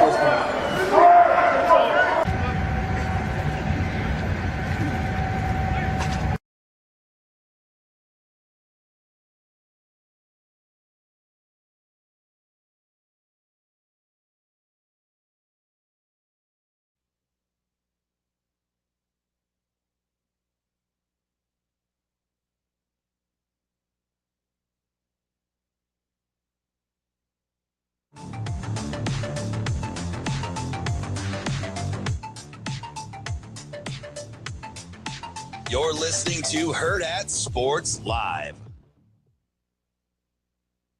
To me, it's a little bit different. You have your punt returners and your kickoff returners. And I've always said this. I mean, it was an old saying that I heard years ago. You know, a punt returner is truly like a fart in a skillet. I mean, that guy's just He's gone, He's one cut, make you miss. Think about this. You're back there returning a punt, right? There's 22 players on the field, right?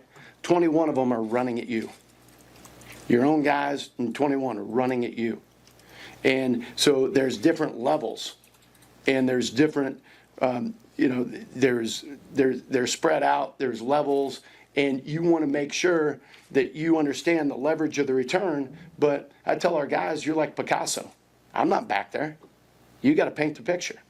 It may be designed to go inside, and by nature of what happened during the play, you can take that thing to field and go score. Go do it. So again, it can't be wrong. But you gotta be that guy. You gotta be like an outfielder, a center fielder who can track the ball, who wants to go get that thing, right? And our saying on punt return is, get it started, man. Just get it started. And our objective, we want to lead the country in punt returns, the number of returns. And then at the end of the year, we'll look up, and you want to average 10 yards or more. So every time you return a ball, you're giving your offense a first down. So instead of starting on the 30, you're on the 40, you're on the 50, right? And that's what we were able to do the last place I was at. And it won a bunch of games for us. Hey, Mike, have you seen... Going on, but kickoff return is a different deal. Kickoff return, it goes back to Days of Thunder, where he's going around the corner and there's the wreck in front of him and all he sees is smoke. Remember that scene? And his pit man saying, drop the hammer. You got to be able to run through the smoke. You got to drop the hammer and run through the damn smoke on kickoff return. So it takes a little bit different guy there. Welcome back, Hurrdat Sports Live. We've got our guy Andy Kendeigh now joining us from KETV. AK, what's going on, bud? Morning. It's moving day. Do you think any of the college kids know the reference to Days of Thunder? That movie came out 35 years ago. So I was going to ask, are you more of a fart in a skillet guy or a lay the hammer down guy? I'm a rubbing his racing son guy. I have. My goodness. Yeah, he's wild. I'm listening to this. I'm listening to this yesterday, and you guys know me, so I can always be honest. I try not to give you like the edited sounds appropriate. I give you the gunk too. So two things crossed my mind because I'm super childish. Number one, I was like, "Yeah, is that right, Coach?" I was good at both. And then my other response, AK, was, of all the things that people have called me, and of all the times I've been hard on myself or whatever, at no point in 50 years have I ever referred to myself as a fart. I didn't even know adults still use the word fart. I'm like, what is a fart in a skillet? It's going to be, it's going to be poof. That's what he was saying. He's like, you're gone. I'm like, So I wasted a good 3 minutes of my life yesterday, AK, trying to envision passing gas in a skillet. I'm like, am I flammable? Am I hot? Like, what is? Yeah, that was your guy yesterday, AK, in all my glory. And when you look through it, and when you get through it, what he's saying is true, though, DB. You, above all, can understand. Like, there is seriously, on a punt return, there are 21 guys running at you. I mean, that's got to be a pretty lonely feeling back there. But you know what he says is true. Like, his goal is to get a first down on every punt and kick. You know, like, get 10 yards and get it going. And I thought the message, he's, you know, between him and Archie yesterday, I mean, those were the two huge storylines. And it was a really, you know, normally special teams is kind of like I don't know, you don't want to say a throwaway day from the media perspective, but yesterday was gold in terms of what we received and what we got in terms of, you know, kind of taking a view behind the curtain. That was pretty amazing, and I could listen to Coach Eckler for a while. You understand why his units are so highly respected and nationally ranked, because you want to play for that guy, right? Yeah, I was hoping we would have given him a little more grace with what he said because he has a proven track record. I thought the reactions to what he was saying was pretty cynical. I had my pouty pants on yesterday, AK, not Well- happy with how he was received. Well, I'll tell you, I just think people gravitate towards the catchy one-liners, you know, and then they say, what's this guy all about? But if you really listen to his message, if you listen to all 21 minutes or whatever it was yesterday, there's some substance behind that, and there's no question the guy knows his stuff, and that's why he was brought here. And speaking about a little interested in just, I understand why people say don't read the comments, because anything about Archie Wilson, if you see any of the posts or whoever posted, multiple outlets posted his comments, and stay out of the comments. I mean, come on. I know. I just don't get it. I just don't get it. I don't understand. I don't understand it. Like, the kid is opening his heart. He's wearing his heart out of his sleeve, and I was like, when my girls and my wife says, oh my God, that kid from Australia, I am rooting for that kid in the morning. I know that strikes a chord, because, my girls don't follow this day to day. My wife obviously doesn't care. I mean, she cares enough to. Oh, I'm telling. She cares enough about the wins and losses, but she's not in the weeds in terms of the day to day. But when they come down at breakfast, it's my youngest first day of school today, so we were all up early.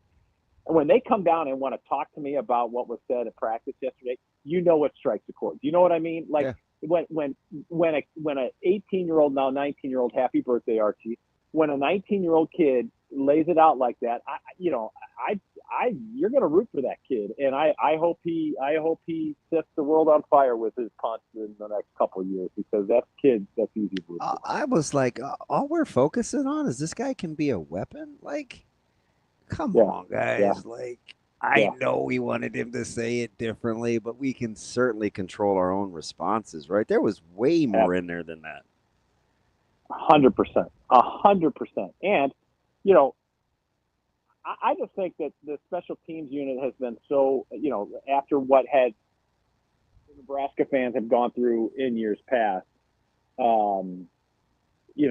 obviously it's a lightning rod issue for Nebraska fans and for other fans who hate Nebraska to go at the content yesterday. It was just, that's where you just kind of say, God, can we get to a game, please? Can we get to a game? Yeah. But you know what? You know what's funny? I'm so stubborn and hard-headed. I don't want the easy out of just needing to play a game. I want us to manage our emotions better until we get a game. I know it's not very real. I know it's not realistic, but that's just how I think. Well, and look at the comment. The people who really go after, like look at the names on the avatar. And, it's code for guy with a burner account and parents' basement. That's still living at home at 28. So that's what really we're going after. Like, come on, people, like, get a grip on reality. These are college kids, and they're getting some money now. So obviously some people think that they can take shots, but man, let's take it. Like, let's exhale and let's be human. I mean, this is still a kid out there laying it on the line, and this is a guy who's leading his special teams unit with some really, really catchy phrases yesterday. But behind all of that, I think the message is the Nebraska special teams are going to be better. And what we haven't even talked about, guys, is that Nebraska has 3 kickers who can put the ball through the upright, knock on wood. And we haven't even touched that, or the fact that they've got a long snapper that hopefully has cured their ill. I like the 33, 33, 34. Like, he should have probably TM that one. I'm sure he's not the first to use it, but I do like the breakdown of it, especially as a guy that helps heavily with our special teams at this level, at the high school level. Right. And people don't realize how important the snap is, which is a third, and the hold is, which is another third, and the kick is just 1/3 of the process. Until we're in West Lafayette and we see a thing wobble back there, and we're like, that didn't have a chance. Like, why can't we snap the ball? But then you say you're going to have a good snapper, and it's like, eye roll, just play the game. Yeah, well, we tried that. We played a game with a bad snapper How'd that look? Can we work the other way, please? I thought it was interesting too to hear Kevin Galick talk about it yesterday about how he's had the experience of a couple of years under his belt, 3 years under his belt, and he wants to be a calming force. You don't normally hear that from a long snapper. And isn't it great, though, fellas, that here in Omaha, Nebraska, Lincoln, Nebraska, that we're interviewing the long snapper? I think that's wonderful. It's just great. Nothing says Nebraska like interview opportunities. Absolutely. No question. Okay, I'm just saying, if anybody's being mean to Archie, they can come catch these hands. All right? Like, I'm not having it. I'm not here for it. Like, Ravi knows good well he'll get beat up too, but I tell him being tough is just willing to get your ass kicked. that's fine. Like, that's fine. Yeah. We're going to protect. That's what we tell our guys. Sometimes being tough is just willingness to go through it. It's how much are you willing to get beat up? I'm just saying we Well, need to protect Archie at all costs. He's a national treasure. All right. And I'm not here for anybody being mean to Archie. Like, because I know every single one of them at some point, if they ever actually did move away for college, probably cried calling home to their mom at some point, and they weren't halfway around the world. So, like, I'm not here around the world. I'm not here for it. I'm not standing for it, and they will catch these hands. Yeah, like we're not doing and that. How about the sly comment that maybe slipped under the radar when Eck was saying if you meet 4 guys in an alley, he wants his head ball coach. Rhule will take 3. Yeah, exactly. Rhule will take 3, and I'll take 1. So you know what? Was a great line. You know what's funny though, and I don't know how tough Coach Rhule is or isn't, but in New York we had a late we ate, and it's just traffic, right? So it'd have been quicker to walk, little quaint little Italian spot, and I'm like, fudge, man, I probably got to walk with Jay. I don't know. And Coach Rhule's like, you want me to walk you back? I'm like, listen, man, who are you going to fight that I'm not going to fight? Or is you just telling me there's strength in numbers? But that was the first thing he said, right? So I knew he was a guy that was willing to get his teeth kicked in. And that's like 90% of it. Most guys can't get other guys to go with them to begin with, let alone win or lose. You know what I mean? Yeah, and don't you think Coach Rhule, if he did get in any predicament like that with 3 guys, couldn't he talk his way out of that? No, I couldn't think he reason his way out of it? He can be, but he can throw down super surly and super mean spirited. He's probably choosing to fight first. No, you should have seen him, like him and Will Compton racing. He knew he wasn't gonna win, but he had convinced himself. Like talked himself into it. I'm gonna win this thing, and then it turned into That's wait till my knee gets. It's like, come on, man. Like, it ain't you want happening. your guy to be competitive. It ain't happening. That's him, though. I know. That's great. That's competitive streak. So there you go. So what about AK when you guys are shooting, and you tomorrow? Hey, impromptu. Key sends out an email to media. You know all the things you know up till 8:13. You get a chance to go shoot one session tomorrow. What are you telling your guys? Where are you going? Well, we have a laundry list of guys we need and we could use more video of, and so that's probably where we're going. You know what would be nice if we actually had Archie Wilson actually punting the ball. Oh, gotcha. So that would be number one. Like if you had your druthers and they turned you loose, you're like, we're gonna go film special teams. Yeah, and that's I'll crazy. tell you what you can always use more O linemen because of the battle. Because we need Tyler Knack. I'm talking about individual guys that we need more video of. Even the current video of Teddy Prohaska, Elijah Pritchett. And Gunnar Gatula. Those are the guys that we need. And then some of the defensive linemen we could always use more video of. And the linebackers. I think we haven't had a whole lot of linebackers. Well, you can't do it all, AK. The question was to pick one. Well, I'm just saying, in terms of priorities, in terms of what we need video of, that's where we're going. And it'd be something else if that opportunity presented itself. But it's all hands on deck when it comes there. And that's the thing that where we're at from a video. This is inside stuff, but as you know, DB, you only get so much time to shoot. That's why the game stuff is so valuable and the pregame stuff is so valuable because you can really check off some boxes there. That's our guy, Andy Kendeigh, KETV. AK, appreciate your time as Hey, always. Yeah. What do you got, Wish AK? me luck. We got to move in my sophomore in college today into the sorority house. So wish me luck. Sorority. I'm headed to Lincoln. Yeah. Nice Go job. Kyle. Nice job parenting them nuts. What are we doing? Sorority. Yeah, it's my wife's sorority. She's a legacy. Oh, so, blame it. Both my I'm daughters. doubly both telling. My daughters are. Yeah. Both my. Yeah. It's my.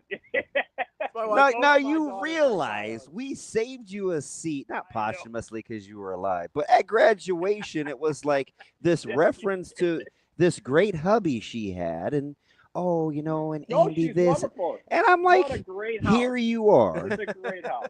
Yeah. And like your Yeah. turn, you're in your zero turn 360, just mowing her down. It's like, hey, see But I that would bus? say Have fun under it. Yeah, here it is.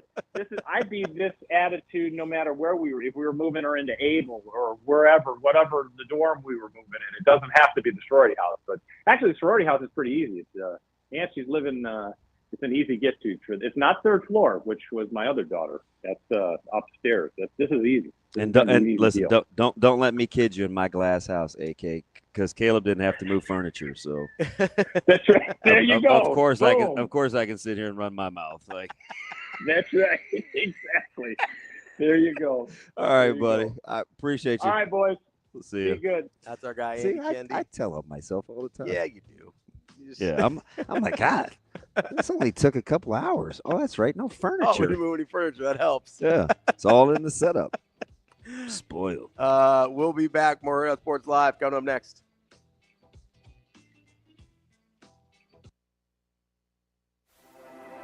At Centros Federal Credit Union, we have the tools and resources to help our members fulfill their financial goals. With a focus on building a stronger community for the next generation of leaders.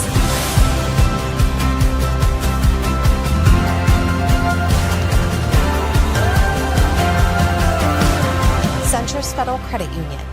We are where you are.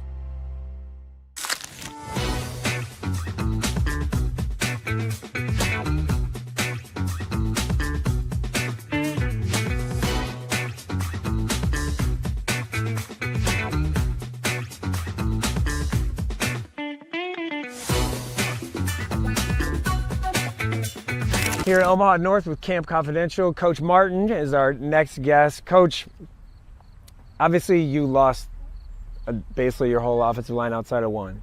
You lost one of the greatest leaders this school's ever seen, and that's saying a lot, in Tyson Terry. But you still are going to be in the conversation because you're Omaha North football with Larry Martin as the head coach. How has the adjustment been so far with this new group? I think that the biggest things that you try to talk to the kids about is that you don't replace guys like that. You just don't. You learn from what they brought to the table and learned how that enhanced your program. And I was proud to sit here and listen or stand there and listen to the kids about the different things that young man stood for and what he brought to the program. And they're not trying to be Tyson Terry. They're trying to be themselves, which they did. And unfortunately, we got a little bit of dose of that because Tyson got hurt, on the field. And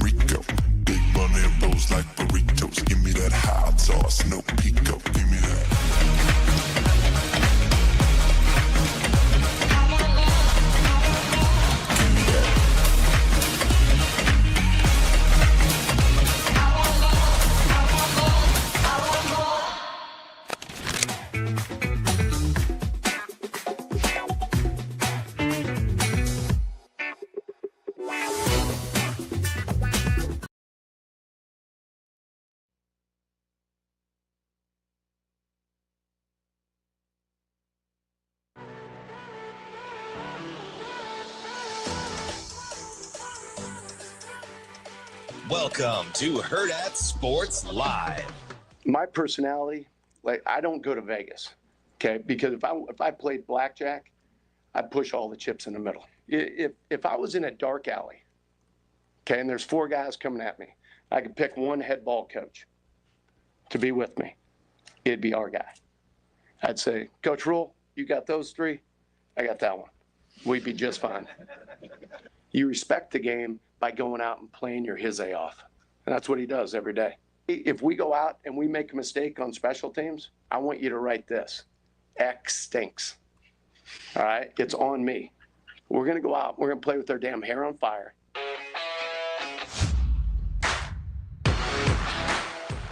Welcome back, Hurrdat Sports Live, presented by Central Federal Credit Union. That's TB. I'm Ravi Lulla. We're going to play our his A's off this next segment as we are joined by our friend and our colleague, Mitch Sherman from The Athletic. Can we be colleagues even though we don't work at the same place? Is that a thing? I think that's an appropriate use of the word. Okay. Although one of us is much more professional than the other two. Well, I didn't want to throw you under the bus. I would hesitate to use that term if you're describing me. I mean, you could be talking about Ravi. I don't know, Damon. But well, clearly this jerk is talking about me. That's fine. You guys just have your own party, man. I'm apparently the scrub. As I listened to that clip from Eckler, it reminded me yesterday that while he was talking and I was trying to put out some updates on social media, I spent like 3 or 4 minutes trying to figure out the correct spelling for his A, and and what it actually meant in terms of like the not even gonna kid you. I said it out loud to myself, slow, like what? If I had to guess, I'd go Hizzay. His A. Yeah, I think that's probably right, but I couldn't find any actual references to it on the internet, so I left it out. I didn't go with it. It's a good quote. It's a good soundbite though. Mitch, I'm only asking you because I kind of know your personality. I know how you'd hold me accountable. I know you'd roll your eyes at me and couldn't care less about my reaction. So, okay. Would Mitch Sherman tell me to get off my soapbox and stop crying because I was a little put off by the reaction to all the adjectives that Coach Eckler used during his presser, right? The weapon and like not lowering the expectation, but maybe raising it even as a coach. Like we didn't know how to handle that as receivers of the information. Would you just be like, come on, man, it's normal. It's how the fan base is. Or would you say, oh, you know what? You kind of got a point. Well, you might have to explain to me a little bit more, like what kind of reaction you felt. Because I felt like we missed. We didn't eat the meat and spit out the bones, right? We just hung on to the fact that he said a guy could be a weapon. We kind of took it and ran, and it's like, can we just play a game yet? Or we're not there. No. Or yeah, you got all this feedback, and I'm like, there's a lot of that. There's a lot of that this month. So you would encourage. I'm okay, right? You're not gonna like. Well, I just think it comes with the territory. Like you have if you haven't figured out by now that there are going to be people out there who, no matter what is said in the lead up to a season, especially as we get close to the season now, you get some of this like in March and April, like just play a game. Well, you can't play a game in March. Like it's not on the schedule.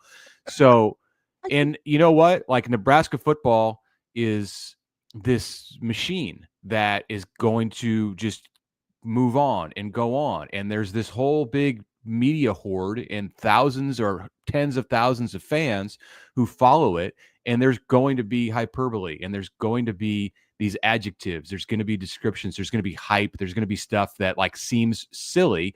And then some of the reaction, inevitably, you can't do anything about it, is going to be, I don't want to hear it. Just go out and win a game, show it on the field. And I've come to just kind of accept that as like, that's what it's going to be. It's not like this, this chorus of people saying that who represent the majority of the Nebraska fandom. If that was the case, and I felt like everybody had that attitude and nobody wanted to hear any of the buildup, Like, it's just inevitable. Before the season starts, you're going to talk about things related to the team. Like, we're not just going to be quiet and say nothing until they play a game.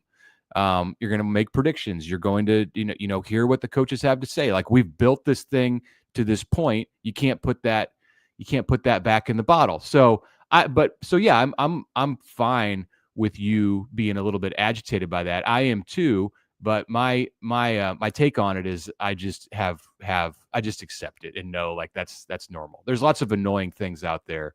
Can I give you the context of what really set me off? Yeah, go ahead. Was the cynicism and snark from like years past of, can't we just snap the ball? Like, how are you dumb enough to kick it to the wrong hash? Or like, that's you not can't even line up and kick a field. So when you hear the antithesis that you may actually be able to do that, like, we don't like that either. And the big thing about it is, Mitch, not really knowing Archie, but kind of knowing a little bit about him, and he's in that room. Like, as in a position of leadership, a lot of what Eck was saying it probably wasn't for us, right? It might have been for Arch. You know what I mean? Or all the guys on special teams. I mean, when he was talking specifically about Archie. Yeah. I mean, Rhule does that a lot, and he's talking to the players when he's actually talking to the media. He's actually talking to the players, or maybe he's talking to somebody on his staff. Like, that's fine, and that's an effective tool. Yeah, I think with Eckler, like, that's his personality. Like, that's what it's going to be. He's going to have a lot of bluster, and as long as the team's buying into it, that's all that matters. I think the players do buy into him, and he's a unique creature for sure. And we heard yesterday about how he's got an office down by the weight room, like a second office, which is just like so uniquely Mike Eckler. Like, why'd you do that? Well, I felt like I needed to have some place to be where I was closer to the players. Okay, like, yeah, that makes sense when you listen to him talk. I understand it somewhat from the fans' perspective. Like, they've been drugged through the mud so much over the years that it sometimes becomes difficult to separate the reality that this team is different, and like, all teams are different. And just because Nebraska struggled with the field goal operations last year, or 4 years ago, that doesn't necessarily mean it's going to happen this year. There's different personnel, there's different coaches, there's a different mindset. Like, sometimes I even struggle with it when I'm thinking about, like, okay, what should be like my public opinion on this football team, because I look at the team, like, out there at practice yesterday, and hearing the things that they've had to say. And I'm not living in a globe, like in a bubble where, like, the windows are so tinted that I can't see out. Like, I was at Big Ten Media Days. I talked to 17 other teams from the Big Ten. I've been around the country and in football camps in the SEC and in other places. Like, I realize, and I think a lot of people do, that other teams out there have great players too. And just because Nebraska has an offensive guard who's 6'5" and 320 pounds and looks like he could be in an NFL camp, like, that doesn't necessarily mean that you should say Nebraska is going to win 10 games, because that guy is on other campuses too, all over the Big Ten. So you have to, like, understand the perspective. But the bottom line is, when I look at this team, and when I hear people, when I hear the players talk, and when I hear what the coaches have to say, and I see them at practice, like, I trust what my eyes are telling me. Like, I'm not taking into account, like, what happened in 2019. I understand this is a good football team. Now, can they go execute and win 9 games? We'll see. There's a lot of other variables that come into play. See, Mitch, you brought something up there that I think is really important, and that's that the evaluation of, hey, this is a good football team, which we've heard from Coach Rhule a little bit last year, a little bit this year, and what that actually looks like in wins and losses is not necessarily as linear as we would like it to be, right? Like, there, to your point, there's other good teams in the Big Ten.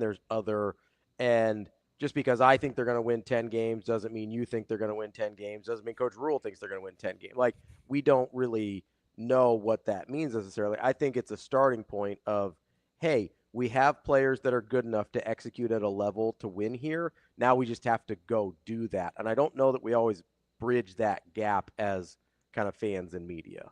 Sure. Yeah, it's easy to get carried away and just assume that, like, a team that looks the part is automatically going to then achieve the kind of success that you would expect when you get to the season. And that's there are injuries, there are team dynamics, there's all kinds of, good breaks, bad breaks, luck is a part of it.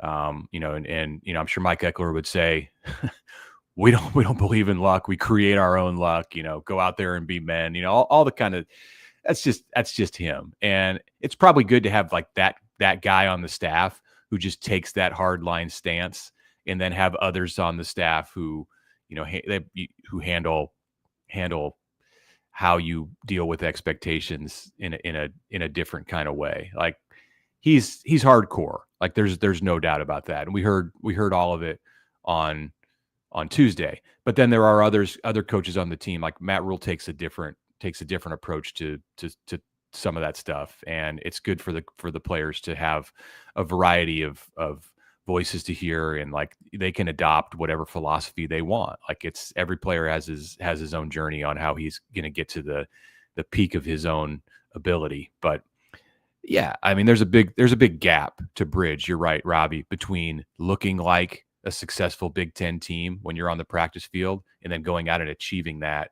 in November when the season is on the line over a 2-game stretch. Yeah, I think it's fascinating because there was a little bit of a reference yesterday from Coach Snow where he said, I kind of feel sorry for Terry because Coach Rhule's a D-line guy, right? And so he's going to spend some time having some input with D-line.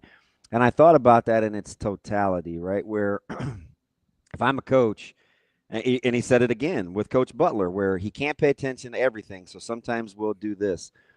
There's actually, in my opinion, there's comfort in that as in the hierarchy. If I know that everybody is on the same page as me as a teacher and they can teach them, and it frees me up to go do something else. It only enhances an attention to detail with the more capable coaches that you have, is if you trust them. Like that might be kind of the theme, if you will, of having so many guys with such good resumes across the board, right? Where you can you can free yourself up to do some other things because you trust other guys. Yeah, I think that for guys like Terry Braden and maybe Addison Williams, I mean, Addison Williams he's been a coordinator, and he's got John Butler, bright guy too. Yeah, and he's got John Butler as his DC, who was the secondary coach last year, and he's got Phil Snow as the associate head coach, who works primarily with the defense and says he's been spending most of his time with the secondary.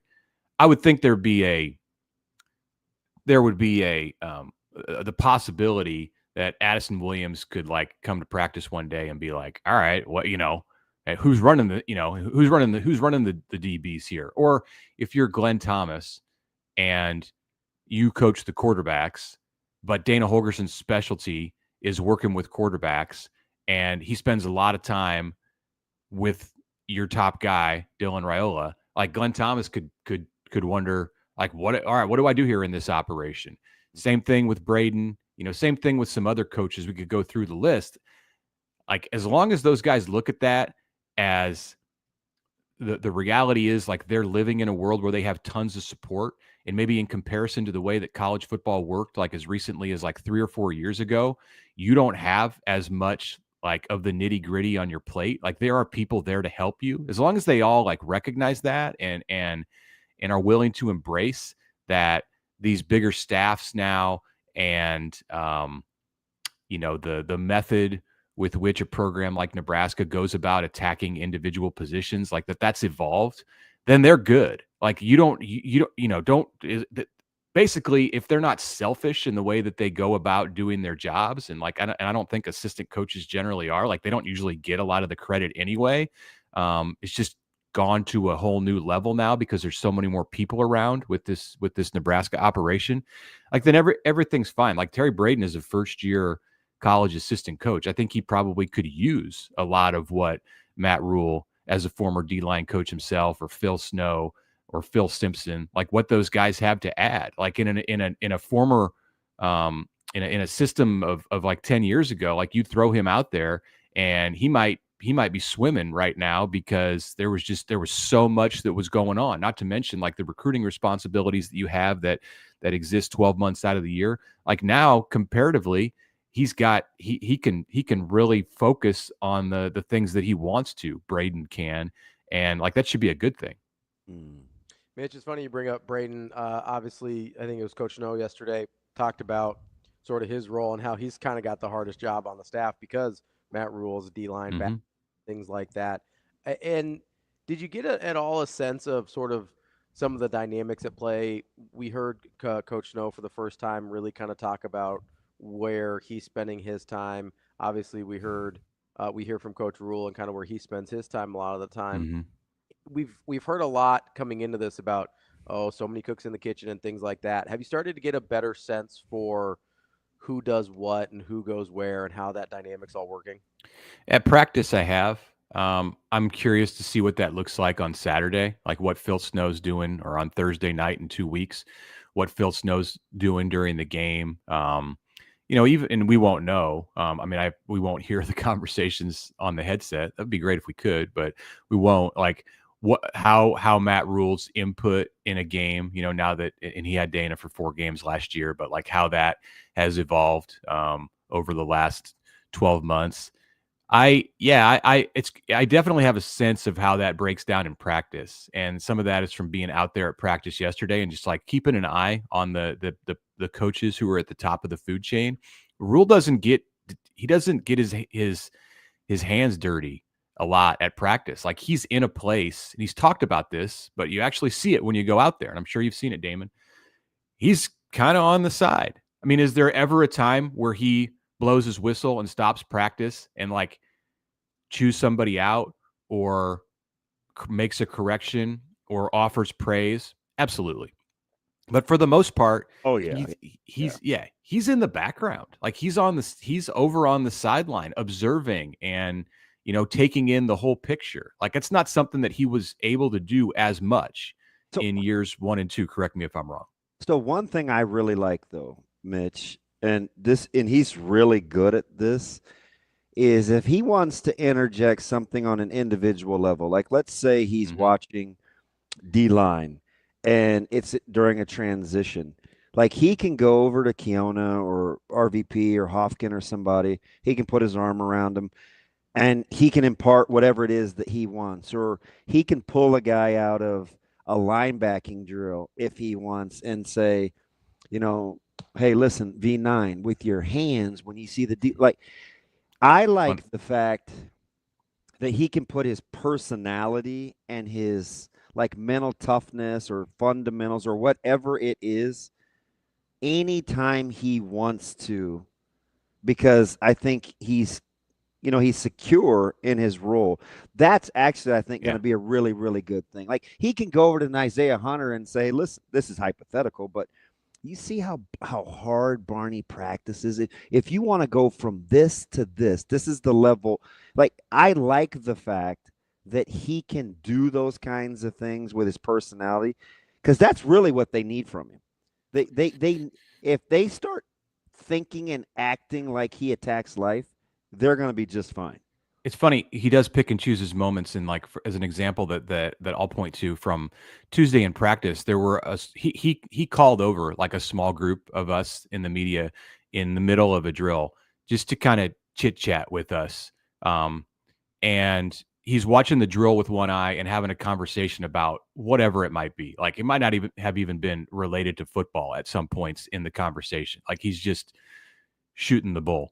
And he sees something in the drill. There was a defensive lineman who didn't make an aggressive enough move on a pitch to a running back where Rhule thought that the D lineman could have got his hand in there and like knocked the ball away and created a turnover. And instantly, like snap of a finger, his attention goes to that play. So he can be and he calls that guy out in a way that like the player absolutely knows that the head coach was watching. So he can be in the background on the sideline, like kind of doing his CEO thing and not like in the mud of the practice. But when he sees something that needs his attention, he has the ability to immediately make, make his presence known. And that's what, that's kind of what I saw up close on Tuesday. Yeah, and he can even do it with the coaches. If he doesn't like the tempo of practice or transition or whatever, you best believe that whistle's blowing. They're going to meet as adults, and he's going to reestablish what it is that he's after. Like, I don't ever leave that deal like, you know what, his DNA and fingerprints are all over that thing, even as a CEO. And it's more about his temperament and attacking style, right? Like, he can't. There's just no chill. I think when he takes on that role where he can step back and look at it from a larger perspective, it actually allows him to impact things that are important even more, because That's he's what kind of that's what I'm hoping happens on game. Because he's not in the weeds. He's not in the weeds with like a defensive line drill or an offensive line drill. Like, he's looking at the big picture, and when he sees something that needs his attention, he's on it immediately. Mitch, I wonder sometimes with kind of, I guess, delegating more is the way I would put it, and having this ability to step back and focus on some other things. Like, there's a certain point where it's, and maybe for Coach Rhule's personality, this isn't the case. There's a certain part of me that thinks it might be harder because you have to get so many more hires right. Does that make sense? Like, He's pretty good at that, though. Right. And that's why I said maybe it fits his personality, because like maybe that's his strength. But I feel like a lot of coaches, this setup would be a real struggle. A, because they're not great delegators and they have a hard time letting go of control. But also B, if you're not really good as a, I guess, coaching talent evaluator, like an evaluator of other coaches, like this could be a nightmare scenario if you don't get most of these hires right. Yeah. There's some guys as of late that he hasn't had. He doesn't have the relationships with like a Terry Braden or a Mosey. Right. Or whoever, right? Right. Yeah, he's shown. I think that was a question coming in at Nebraska, like how good is Matt Rhule at finding pieces for his staff among like the college football coaching circle at large, like in coaches that he hasn't worked with, because you saw a lot of his Carolina staff, not all of it, but you saw a lot of those coaches just kind of move from one stop to the next with him. And so when he had this opportunity at Nebraska to build a staff that needed to have pieces as a part of it that were not like from his background, it started with Tony White. Although, there was a long ago, there was a connection. Like I shouldn't say there was no connection, but like, if you'd have drawn up like, hey, who's Matt Rhule going to hire as his defensive coordinator at Nebraska in year one if Phil Snow isn't ready to come do that, like Tony White would have been way down the list. Like you had to dig deep into his background. So I consider Tony White to be like an outside of the comfort zone hire for Matt Rhule. And like he smashed that one. Like he hit that one out of the park. Like I have not enjoyed like some of the revisionist history that we've heard in the last few months about Tony White and like maybe how it was a good breakup for Nebraska. No. It's crazy. That guy's pretty good listen, I talked to Tony after he got to Florida State, and he was working on a new deal, like a multi-year extension with Nebraska when the offer came from Mike Norvell. And Tony had some reasons why he wanted his family to be in Florida. Whatever, we're not going to relitigate all of that, but Nebraska was not pushing him out the door. That was an excellent hire, and it would have been great for Nebraska to have him back for another year. Now they're in good hands with John Butler. Like it doesn't have to be one or the other. Like they're all good situations. But I got off topic. But to your point, yeah, like he's really good. I think Matt Rhule is really good. John Butler is another guy who was kind of and he also had some long ago connections to Nebraska. Mosey, no connections to Nebraska. Been one of the most important hires that Matt Rhule has made. There's something about there's others too. I absolutely love about Caleb.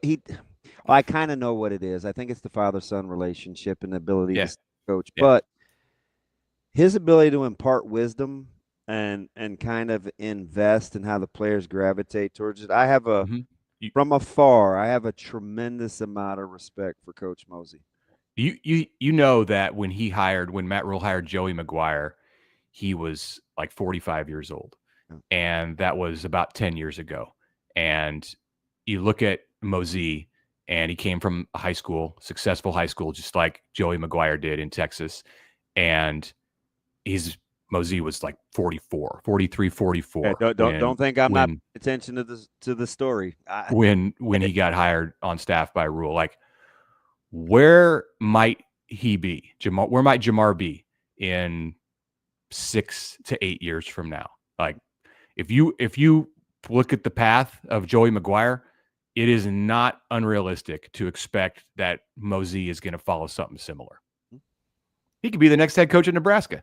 I mean, like, we're probably jumping a few leaps there. We're jumping a few cycles ahead, and I say that somewhat in jest, but like, I think that's the kind of trajectory that you're going to see for a guy like that, who has that much ability to connect with players. And that's an illustration right there of what Matt Rhule can see in a high school coach, or hey, it can be the head of nutrition at the University of South Carolina, who came recommended by the offensive coordinator, and it takes one meeting with Matt Rhule to realize that this is a person that he absolutely has to have on his staff.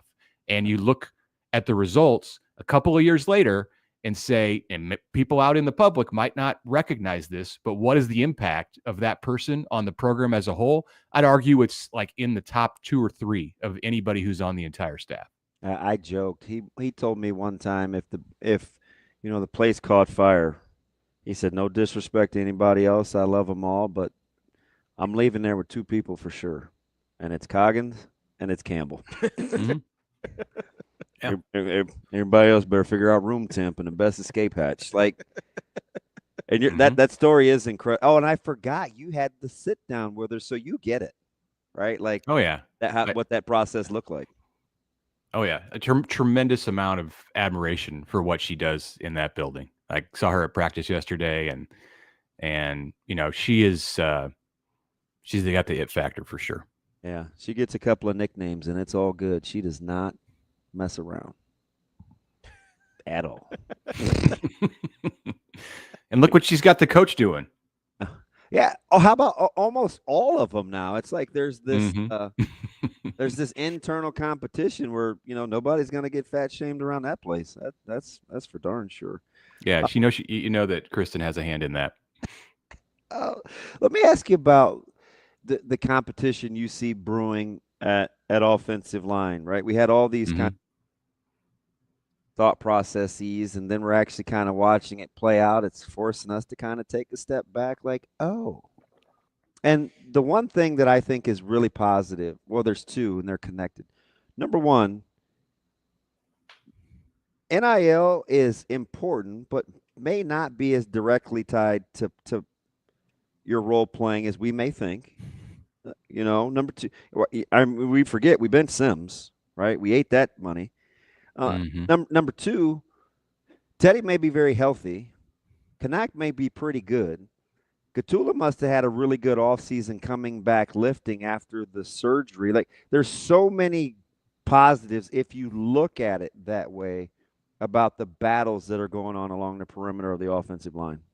They're definitely at a place on the O-line where they're motivating each other. And that's like ultimately, I'm sure, what Donovan Raiola would say was his goal from day one, was to get it to a place where they're all making each other better. And yeah, he's still going to be the at the head of it and pushing and like doing his thing where he yells, and man, he gets animated in practice for sure. But like, the reason that Gunnar Gatula had a great offseason is probably more because he's in there with Teddy, or he's in there with Tyler Kanak, or he's busting his butt alongside Justin Evans, who's another guy who I think has had an incredible last 9 months, or Lutovsky, who has reshaped some stuff with how he looks. Like, he's what's his body fat percentage? Like, he looks amazing. 8. I mean, it's more than that. That suit looked on Vegas, didn't it? I was like, how does a big guy like that get a tapered look? Right. So they're at a place now where it's like a cycle where they're all making each other better. So yeah, it was really interesting to hear Troy Dannon. Like, that's maybe the one thing that sticks with me the most that he said on Friday last week is about how they're going to have conversations with every coach whose team gets revenue sharing dollars at the end of each season about what the return on investment was for those players. And that can be a little bit scary because sometimes you bring somebody in and you have to invest a lot in order to get them out of the portal or as a high school recruit, but they're not like a 1 year thing. Like, I'll use Williams Winery as an example. Probably not. Like, he's definitely not going to be at like the best that he possibly can at any point in 2025. But what if he's an All-American in 2027 and a first round pick? Like, when you have that conversation at the end of the year, this season, about the ROI for him, you don't know. Like, you can say, the coach can sit down and say, you know, be patient, give us time. Like, he's going to be great. But, and it's not just him. Like, there's other players like that too. And that factors in with, with Elijah Pritchett as he goes through this process in the battle for the left tackle job with Gunnar Gatula, who undeniably they have a bigger investment monetarily in Pritchett that transfer from Alabama than they do with Gunnar Gatula, who's a third-year sophomore from Lincoln Southeast. But like, that should not factor. And like, if you get to a place where it's becoming a big part, or really any part of the decision about who starts, because you're thinking about, oh, we got to have this conversation in December about ROI, like, that's why it was so enlightening to me and interesting. And like, I thought it was notable that Dannon chose to say that. Like, I would almost think as an AD, like, you would have that in your mind, but you might not divulge that publicly, that you're going to have these conversations. But he did, and he was transparent, and that's great. I just, I don't know. It'll play out, and we'll see over the course of probably multiple seasons, like, how that kind of stuff impacts decisions that are made this time of year. I can't tell you how important it is too, as a team that's trying to accrue depth, which is going to be hard in college football if your culture isn't built to handle it, where guys need to be motivated knowing they've got an opportunity that isn't based on dollars. It absolutely needs to be able to make sense. Yeah, right. Like, right. It's going to be crucial. And for whatever the reason, so far, Nebraska's been able to pull it off. And I think a lot of it has to do with Mitch, and tell me what you think. I love the fact, and I kind of said this before, you want Nebraska recruiting the way that they're recruiting, right? They've carried themselves like a top 20 program. They don't just throw money at it. There's long talks that you have to have with Spindlers and Pritchetts and guys like that to make sure that they aren't disruptive, that everybody's on the same page. And yeah, you may miss out on some Sanders and some Bakers, right? Those guys are starting at their respective schools. But in the long run, it's how you want Nebraska spending their resources and evaluating who actually wants to be in Lincoln that isn't revenue driven. I think part of the reason that they've had success and like that they've developed a culture in this first year of rev share, and like as NIL has really come to represent such an important aspect of every major college program, is because the one player at the top of the food chain who makes the most money does not act like he's entitled. And I think it has an effect on the rest of the roster, where if you're coming in as a big time transfer, or you're a freshman in this class of 2025, and you come on campus and you go into that locker room and you see that the player who acts the least like things are owed to him and wants to constantly give back within the team and within the community is the starting quarterback, who was the former 5-star signee. Like, just the tone that he sets allows like everyone else to just fall in line behind him. And that's great for Nebraska that they have that with Dylan Raiola. It's not always going to exist that way. Like, he is a unique case for sure. In part because of his personality and how he was raised.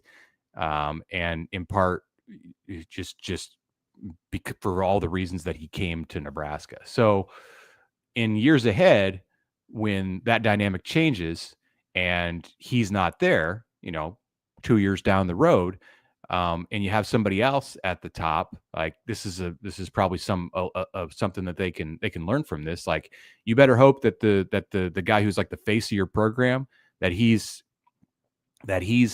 given off the vibes within the team and outside of the team that you want everybody else to emulate. Like they kind of fell into it with Dylan, and he's a great first guy to have as the one who's leading the way. But I don't know if, like, looking in from the outside, if we all realize like how fortunate Nebraska is to have him in that spot, because it matters, I think, to all of the players who are coming in behind him.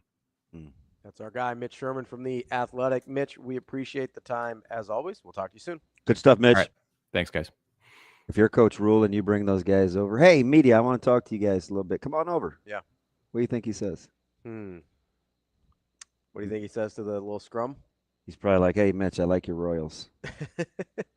Hey, Sip, why do you have crumbs on your shirt? I would say, you think it's all work, or you think it's I don't know. I have no idea. But I could see him doing it, though. Yeah. Yeah, he's never know. I have a hard time believing he was talking about, like, work stuff. I feel like it was more I told interpersonal. You, a couple times I go with the intent to not say or be anything. Yeah. One day he called me over. I felt bad. I kept him for like 30 minutes. I never said a word, barely. But I think that's cool, though, right? Because sometimes you just need, and it's not because it's, No. I mean, clearly he's an it equal opportunity guy. Yeah. Just a real, authentic dude doing real, authentic dude things. I like it. That's DB. I'm Ravi, Lulla, Hurrdat Sports Live, coming up next. At Centros Federal Credit Union, we have the tools and resources to help our members fulfill their financial goals, with a focus on building a stronger community for the next generation of leaders.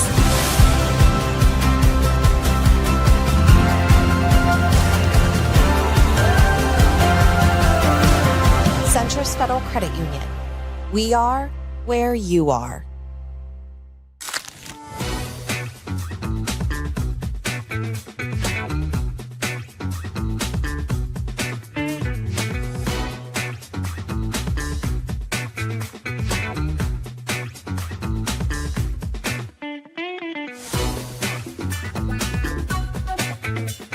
Here at Omaha North with Camp Confidential, Coach Martin is our next guest. Coach, obviously you lost basically your whole offensive line outside of one. You lost one of the greatest leaders the school's ever seen, and that's saying a lot, in Tyson Terry. But you still are going to be in the conversation because you're Omaha North football with Larry Martin as the head coach. How has the adjustment been so far with this new group? I think that the biggest things that you try to talk to the kids about is that you don't replace guys like that. You just don't. You learn from what they brought to the table and learned how that enhanced your program. And I was proud to sit here and listen, or stand there and listen to the kids about the different things that young man stood for and what he brought to the program. And they're not trying to be Tyson Terry. They're trying to be themselves, which they did. And unfortunately, we got a little bit of dose of that because Tyson got hurt, on the field. And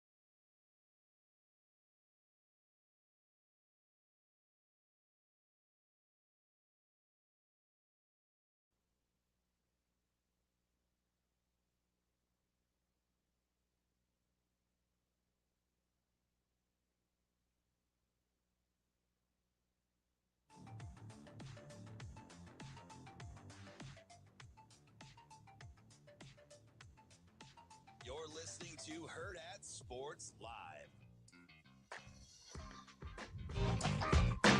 We're back here on Hurrdat Sports Live, presented by Central Federal Credit Union. That's DBM Ravi, Lulla here at Hurrdat Sports Bar and Grill. What if you could save even when you spend? Well, at Central Federal Credit Union, you can do just that with their Centris Roundup program. Every purchase you make with your Centris Visa debit card gets rounded up to the nearest whole dollar. That rounded up amount then gets transferred directly from your checking to your savings account. It's a small way to save a little while you're spending that can make a big impact on your savings. Check it out, centrisfcu.org today to learn more about it and to enroll. Terms and conditions apply. Federally insured by NCUA.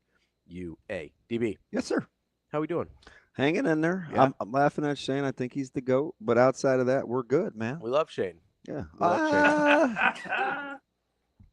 No? You can't just be throwing that word around now. Well, you know. What's wrong with Shane? I don't know if we have that much time left before our next guest. I mean, it's a good word. How many other Shanes do you know? I'm like, you are very, very good at throwing me a curveball when you say you can't say that word, and then it's It's something else? Yeah, it's pretty good. You can't say grill? Yeah. Like, wait, what? Got to keep watering the bamboo. Yes, you do, Coach Raiola. Got to keep watering the bamboo. You can't say bamboo. Let me ask you a question. I'm ready. Rocking and rolling. Are you or have you allowed yourself to think or wonder what it looks like if Nebraska is competent on special teams? 100%. That's how I got to 10 wins. There's two main things how I got to 10 wins. Number one, special teams is not disastrous. That's 2 right there. Dana Holgerson and Dylan Raiola in year 2. That's 2 more. That's 6 to 10. Boom, done. Okay. If I'm being totally transparent with you, I think the defense can be about the same. It's going to look different, but effectiveness wise, I think it'll be about the same. I've got good players. I've got good coaches. Coach Rhule said it a million times. We're never not going to be good on defense, right? So I'm taking his word for it. Even the last couple years, when especially 2 years ago, nobody liked any player on that defense. I mean, nobody, right? 2 years ago, coming into the season, we didn't like a soul on that defense. Yeah. And they were like, "Oh, hey, they're pretty good." So, you know, it's funny. I love that Mitch brought up the fact that I think just the rewriting of the history with post Tony White. Yeah. God, it pisses me off. Nebraska, they were pretty good, man. Can 2 things be true at once? Can he have been pretty good, and I still want something a little different? Sure. Because I think that's what I think Coach Rhule, when Tony White decided he was leaving, not that he pushed him out. Yeah, he looked at it as an decided opportunity. He wanted something a little different. Yeah. But maybe a little more aggressive. And I do remember having conversations to the basically like, hey, this is going to be a difficult hire for me as getting a defensive coordinator, because I like a lot of the things we did. Mm-hmm. I liked how we practiced. So you don't want to go too far away. Yeah. Right?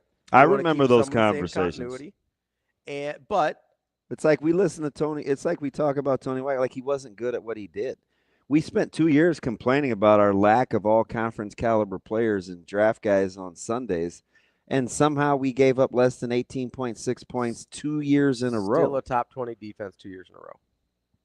Like and we're like, how come there's no good guys on this team? Like they played pretty good. The level of lack. Now, don't get me wrong. I understand the frustration of not getting off the field on third down. Get off the field on third down. Taking the ball away. not taking the ball away, not getting to the quarterback enough, not getting stops in crucial situations late. Those were some trends I didn't love, right? Those things can all be true, and it could still have been a very good defensive coordinator who Nebraska would have been thrilled to keep. Yeah. Now, I still think there would have been some conversations about like, hey, Tony, this is your boss Matt talking here. So why is it cool for us to say, wow, Coach Dvorak has kind of always had to inherit guys so far. He's never been able to go recruit his own. And we look at it as a positive. Do you not recruit Vincent Shavers? Do you not recruit Willis McGahee? Listen to what I'm telling you in the context of the question. Okay. So we had some converted guys like Reimer and Bullock, and Bullock. I like both guys a ton. I thought Bullock was exceptional. Yeah. Now, and we thought he was doing the most with not as much. Sure. Why don't we look at Coach White's performance in its totality like that? Yeah, I don't have a good reason. Lack of objectivity, probably. Like, I don't have a good reason. It's part of it's just a spin-off of what I was talking about this morning about wanting it both ways. Yeah. I understand if I want a more aggressive defense, there may be some other things I'm giving up, right? If I say, hey, I want to affect the quarterback a little bit more, I want to take the ball away a little bit more, I understand as a result, there are things I am likely giving up. Now, I'll take my chances to come out ahead in the wash, right? But I'm not going to sit here and then be mad that they're affecting the quarterback more. You mad? You mad? You mad, aren't you? Or like that they're You mad? Go Jace. That they're affecting the quarterback more, but maybe they're a little bit more vulnerable on the back end as a result of it. Like, I understand there is a give and take there. I would prefer the pressure on the quarterback versus waiting for them to find a spot to pick you apart and hoping that they can't, right? Like, that's just my personal preference. But I can't sit here and be mad if they affect the quarterback and then occasionally there's something that's given up on the back end. Like, you can't have it both ways. And affecting the quarterback also mean it doesn't have to necessarily be with pressure. It may be pre-snap movement, and so you kind of, sometimes it's high risk, high reward. Can look a lot of different ways, right? But it doesn't come without giving up something else, right? That's how all defense works. Would you be upset if we stopped the show early and I just watched First Take because Denzel's on? I would be a little upset, yes. Oh. Do you know my affinity for Denzel? I'm familiar, yeah. Okay. I don't know. You like all the Denzel movies that like I am not as big of a fan of though? I don't know if not that's all of them. true. But like you're a big like Equalizer guy, right? Yeah. Equalizer's good. I like Equalizer. It's not my favorite. Much killing? I'm a big like Remember the Titans guy. I don't know if I'd put Remember the Titans in Denzel's top 5. And that's fine, but that's what I mean. Is Remember the Titans in Denzel's top 5? For me, it is. Yes, I love that movie. It also came out when I was like 12, so it's like a very, kind of a more influential movie for me when it came out, right? So ODB, gun to head. Remember the Titans top 5? Yes. I probably put it in the top 5. Did you like that reenactment? That was real. That was good. Do you know who asked me the question? You? Kenny? Kenny. Yeah, I knew it was Kenny. I could tell because it was snarky. Kenny asked the question. Yeah, I think it's top 5.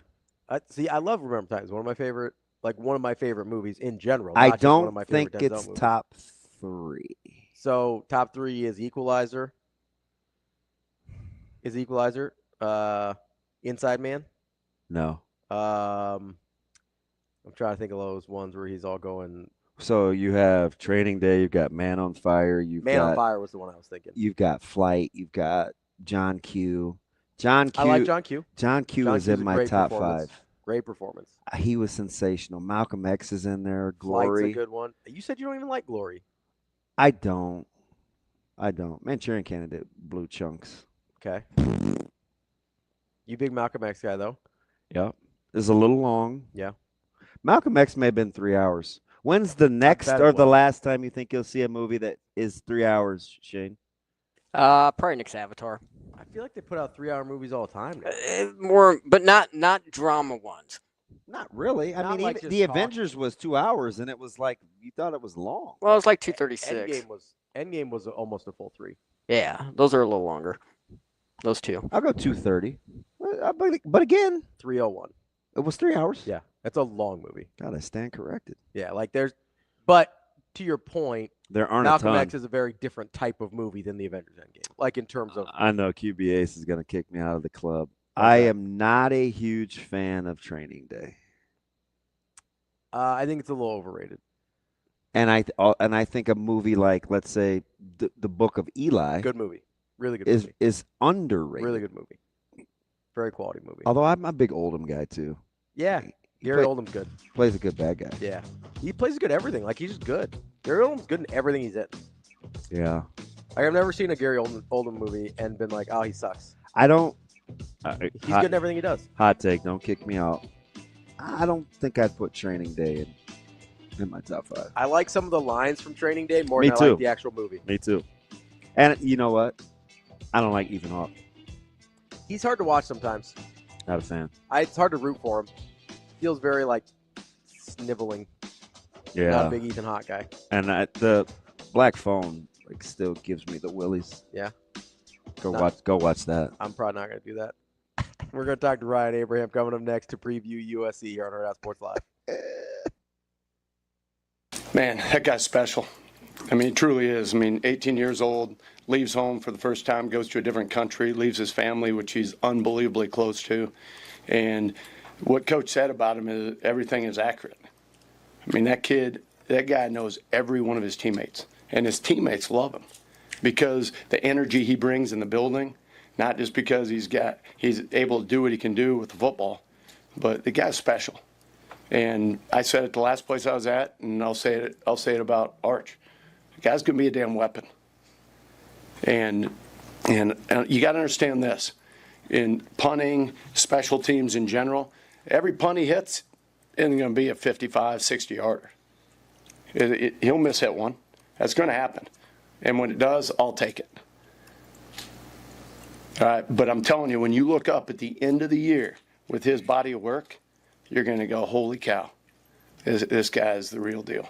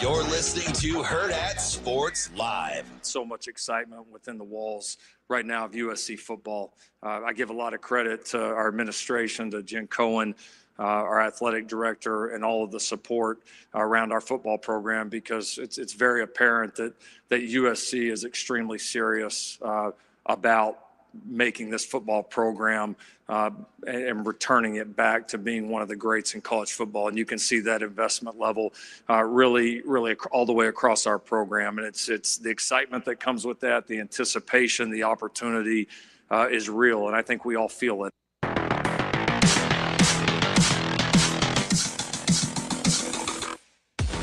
Welcome back, Hurrdat Sports Live, presented by Centris Federal Credit Union. That's DBM Ravi, Lulla. We are joined now by Ryan Abraham, owner of USCFootball.com, to preview the Trojans as we work our way through Nebraska's schedule. Ryan, how are you this morning? Doing all right. Yeah, just hearing Lincoln Riley talk about it. It's kind of one of those things where it's put up or shut up time. You've done a lot of things to fix the program, and now you got to win games on Saturday. God, that is so interesting. And listen, bless your heart for setting the tone early. My first question right out of the gates was, do you get the feel that Lincoln, for a guy that's won that much, just wore out his welcome. You're kind of your early delivery intimates it's closer to yes than no. How did it happen so fast? Yeah, well, I mean, winning 11 games in the first year and a Heisman Trophy, and USC loves their Heisman trophies. They got Reggie Bush's back. They now have 8 more than any other school. That's something that they really, when you talk to fans, they love that they have the most Heisman trophies. So that meant something. And then, the way they ended the season wasn't great, losing to Tulane and all that. But, going 13-11 in the regular season, your next 2 seasons, that's not something I think USC fans expected. Probably overachieving in year 1 and then underachieving in year 2. And it was a program that was a mess.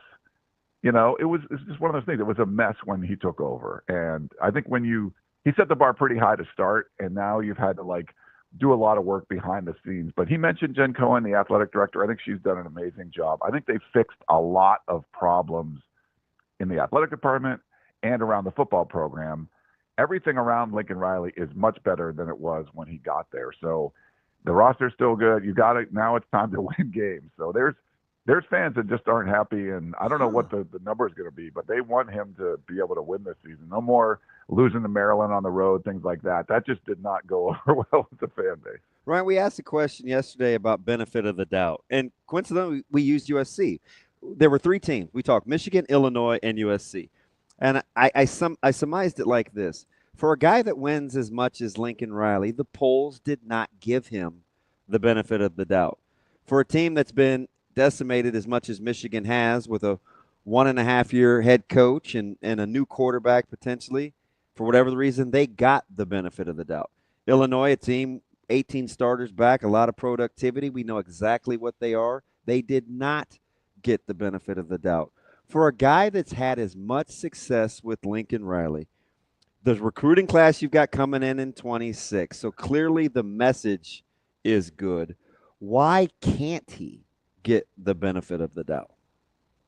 I mean, it's a great question. I think USC as a program has been one of the more, if you're going to get the benefit of the doubt to start a season or an AP poll, that's been historically something that USC's got that. I think in this situation, it's more of we think you can do it, but you have to see it. 6-6 last year, 7-5 the year before. That's not going to be good enough. But if USC goes out and goes 4-0 against a pretty easy schedule, they'll probably jump up. And then you have that Illinois game. If you beat a ranked team on the road, they'll instantly, where maybe Indiana would inch up, USC would vault up. So I think they would get the benefit of the doubt if they show they can win. But at this point, for 2 seasons that have been really mediocre, I think it's okay for them to not be ranked in the top 25. I was getting texts from people what's going on? I think it's USC will be fine. It's not going to be they're going to be left out if they have a great run, but they're going to get the benefit of the doubt after they show they can win some games versus before they've even played a snap. Ryan, I'm incredibly curious your thoughts on Jaden Maeva, because we saw him at times last year not look the best, struggle a little bit. I mean, I'm thinking of the Nebraska game specifically, where he got off to a pretty rough start, got away with some things that could have gone worse for USC, and they obviously ended up winning that game. But as you go into a full year of him as the starter, having the offseason, knowing he's the guy, what's your confidence level in Maeva now that he has been the guy for the whole offseason now? Yeah, he goes 3-1, but there were some really sketchy parts. Even the Texas A&M win in the bowl game, where 3 picks, and Nebraska could have, if they hung on to a few more balls, they could have intercepted a couple more passes from him for sure. But I think the one thing that I don't question, Lincoln Riley knows quarterbacks, and I think he had the whole offseason to figure out, okay, do we want to get someone in the portal in January? They didn't. Do we want to get in the spring? They didn't. And I think he feels like Jaden Maeva can be the guy. And I think you might not trust a lot of stuff that Lincoln Riley does, but when it comes to quarterbacks, I'm all right, I mean, he must know what he's talking about here. And I think the main thing is raising that floor, because the ceiling's high, and we've seen him make some spectacular plays and, great drives, especially at the end of games, but it's up, raising that floor so you're not having the catastrophic turnovers and more turnover-worthy plays than you would like from your quarterback. So I think he's pretty confident. What we've heard from him in the spring, and even when he spoke after fall camp practices, it just seems like Mav has made a lot of progress. He's become a better leader in the locker room, better chemistry with the wide receivers. So I think they, inside the building, they seem to have a lot of confidence that he can get it done. But if you talk to fans and then people in the media, it's like that's the big question. I mean, the offensive line can be a question, but will you have two, field long pick sixes at the end of the game against Notre Dame when you were right there and you could, beat the team that almost won the national championship? You can't have plays like that. So I think it's more about eliminating those like devastating turnovers versus, trying to get better. I think his ceiling is fine. It's just raising that floor a little bit, and we'll see what, Riley was able to do in the offseason to try to do that. Ryan, coaching or working closely with as a guy on the broadcast and covering this team in Nebraska, we pay a lot of attention to titles. There's a couple at SC that always interest me, and it's the assistant head coach for a specific side of the ball. It garnered a lot more attention this offseason because you bring in a guy like Rob Ryan to coach linebackers.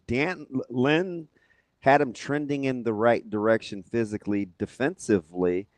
Do you like that combination of personality types and Ryan's pedigree as an NFL guy? How do you see that working? Are you interested in all? Is it just what they needed? Is it wait and see? How do you like the assistant head coach for defense in Rob Ryan?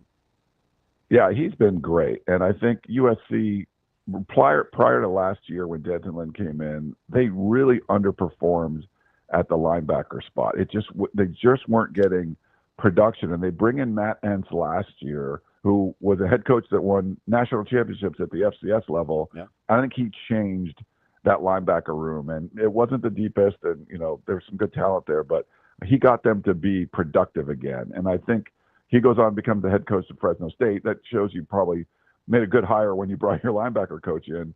And Denton Lynn has a history with Rob Ryan. They go back years. And the fact that they were able to get him in there, he's actually on the road recruiting and stuff sometimes, which is funny. And the best quote as far as coaches go, he's just so funny to talk to. And every player, the offensive players talk about how entertaining he's been, and just seems like he's someone that, knows football. You've been an NFL defensive coordinator. For him to come in and coach the linebackers, I think everyone in the building feels he's been a great addition, and they needed somebody because Entz was really good at coaching the linebackers last year. So it's a talented room. I mean, we'll see how the depth is, but there's not a lot of experience outside of Eric Gentry, who's kind of the alpha in that room. And he's really confident that he can get these guys to play hard. So I think he's a big addition. It's not something that like, oh, you bring this NFL guy forever and it's not working out well. He seemed to fit the college mold pretty well. The fact that he's going out recruiting and talking about trips to Hawaii and stuff has been pretty funny, but it's been great for us, at least talking to someone that's entertaining, but I think it's going to be good for the team too. I'm just trying to figure out how the media guys got him to put on a tie for his picture, which is incredible in its own right. Might have been photoshopped. I'm not sure. I wouldn't doubt it. Let me ask you about the depth in the trenches, because obviously that's where the skepticism comes in this conference and physicality at the point of attack. We saw it kind of rear its ugly head down the stretch, in particular, second halves against Penn State, whatever, right? You know that deal. Do you like the direction that surrounds the skill to complement the way that SC wants to play versus the way you feel SC may need to play in the conference? Yeah, I think they're building it pretty well. The offensive line was maybe the biggest mess when Lincoln Riley took over, and I think they tried to do a couple years of portal additions, and I think the last two cycles they've really recruited the offensive line much better. They have a good class coming in for 2026. Obviously, that's not going to help this year, but I think they're going in the right direction. It's still, it's a question mark this year. They brought in DJ Wingfield from Purdue, and he's still not cleared. They'll find out, I think, in like 5 days. There's another court hearing to see if he can get his eligibility for the season. But and Zach Hansen took over as the offensive line coach. He was coaching tight ends, and I think he's been a really good recruiter. And the players that we talked to and the prospects seem to really like him. So I think it's going in the right direction. This year, it could be. It's one of those things that could go either way. I think they've really done a nice job on the defensive line side with Eric Henderson, who coached Aaron Donald with Rams. He's really popular. They like Sean Newell a lot, coaching the defensive ends. He came over from Michigan a couple of years ago. But if you watched spring ball or fall camp, looking at the defensive line, it looks like it's a different group than what we saw last year. We had guys like Nate Clifton, who came in from Vanderbilt, was 275 pounds, and they tried to add weight to him and put him inside. They were just kind of relying a lot on Bear Alexander, and it just didn't work out, and he ends up redshirting and transferring out. They just didn't have the kind of bodies there that now you bring in like a Keyshawn Silver from Kentucky, looks like a dude, Jamal Jarrett, 360 pounds. There's some big guys in the middle of that defensive line that you just didn't have last year. So I think they've built up pretty good depth, and they like a lot of the young players. So I think it's going in the right direction. I think the defensive line's probably ahead of the offensive line as far as like trying to look like a Big Ten football team. But I think they're going to get there. Ryan, when you look at this schedule, you mentioned that the game at Illinois kind of being the first big test for USC. That starts a 4-game stretch over the course of actually 6 weeks, though, where you go at Illinois, bye week, Michigan, at Notre Dame, bye week, at Nebraska. Is that really the make or break section of the season for USC in your eyes? Yeah, I think it is. And I circled the Nebraska game, which is funny, doing the Nebraska show, but I told people like that to me is the game that could, go make this season go either way. And people are saying like, hey, it's Illinois. I'm like, well, they play Illinois, Oregon, and Notre Dame on the road, all ranked teams. Like if you're going to say 9-3 would be a good season, those are the 3 you're going to ink in as potential losses. You got Michigan at home, you got Iowa at home. To me, Nebraska is in a similar situation to USC. Like, do you think like they're outside, like other teams receiving votes, a lot of talk about, this team could make a break and try to, make a run at the college football playoff this year and all that. And USC sort of in the same kind of boat, but it's going to be hard for both of them to be able to do that. So I think, it was a really close game in the Coliseum. And, I think, Nebraska lost to both LA teams last year. I think there's going to be revenge on, the Cornhuskers' mind, right? So you want to come in and I think for USC, they haven't been good on the road in the Big Ten. So I circled that Nebraska game as a really important one. I think that stretch is tough, but there's some games that you sort of would be, I don't want to say acceptable losses, but you understand if you lose to Notre Dame on the road. I think the Nebraska one, depending on how those teams do, that could be a really big one where the winner of that game is, hey, could be a really good season, and the loser one, it might be tougher to do. So that was sort of and it might discern between like that 4, 5, 6 spot too if the seasons are going the way that those two teams want it to. Yeah, I think so. And I think the way it's set up, it looks like it's hard for both of those teams to be able to say, hey, this was a success. So that's the game I've circled as the most important. And by that time, Nebraska could be ranked, USC could be ranked. It's hard to say. But, that stretch in particular. And if you can get a win against an Oregon or a Notre Dame on the road, really, playoff teams, or even in Illinois, I think that would get you some momentum. But the games that you got to beat some of these teams like a Michigan and Iowa at home too. But I think the road issues are where USC needs to really address this season because they were just so bad on the road in the Big Ten last year. All right, last one for me, and I appreciate your time. I'll get you out of here. At SC, with the last couple of years' struggles and, what's momentum that's trying to build at Westwood, is that a program that can cause any sort of pressure on what they're doing down the street? Or is there still that complex where SC is going to do SC things? We don't worry about what's going down there, down the road at the Rose Bowl. It's so weird. You would think that's like they can feed off each other. The game is important for sure. And I think UCLA probably gets a lot more juice out of beating USC than USC does out of beating UCLA. But it's just one of those things that they almost act like they're in separate conferences sometimes. I mean, over the years, you thought like when they hire like Rick Neuheisel, like, oh, they're going to go out and recruit and go against USC. They don't even recruit head to head against each other all that much. It's almost like they're trying to, it's like they're trying to be in like, they're staying in the same, house, but they're separate bedrooms and they just don't want to like acknowledge the other person's there. It's very strange, same newspapers, or not that they're that important, but, cover both teams. And I think the game is important, but it's not, I don't think anything that USC is doing is impacting UCLA that much and vice versa.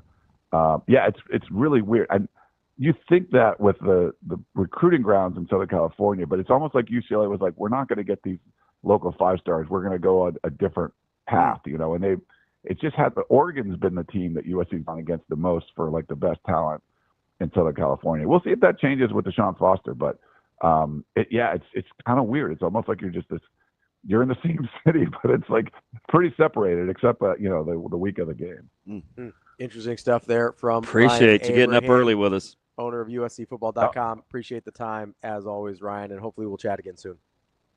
Sounds good. Thanks for having me on, guys. Thanks, buddy. That's Ryan Abraham from USCFootball.com. It is interesting. I thought there'd be a little subliminal pressure. I would think there'd be pressure, but I can kind of see what he's talking about them sort of just like living in totally separate I can't worlds. imagine UCLA conceding, though. No, but maybe they're like, hey, we have to take a different path. Yeah. Maybe it's a Michigan State thing. Yeah. Like, I don't think Michigan State goes after a lot of the same guys Michigan does. You know? Yeah. I don't know. Interesting take there. That's DB. I'm Ravi Lulla. Unless we will be they back. win. You know, Michigan State starts winning more. UCLA starts winning more. That's a problem. Hey, we're stealing some of your lunches. We'll be back tomorrow here on Hurrdat Sports Live. See you. Have a good day. Love you.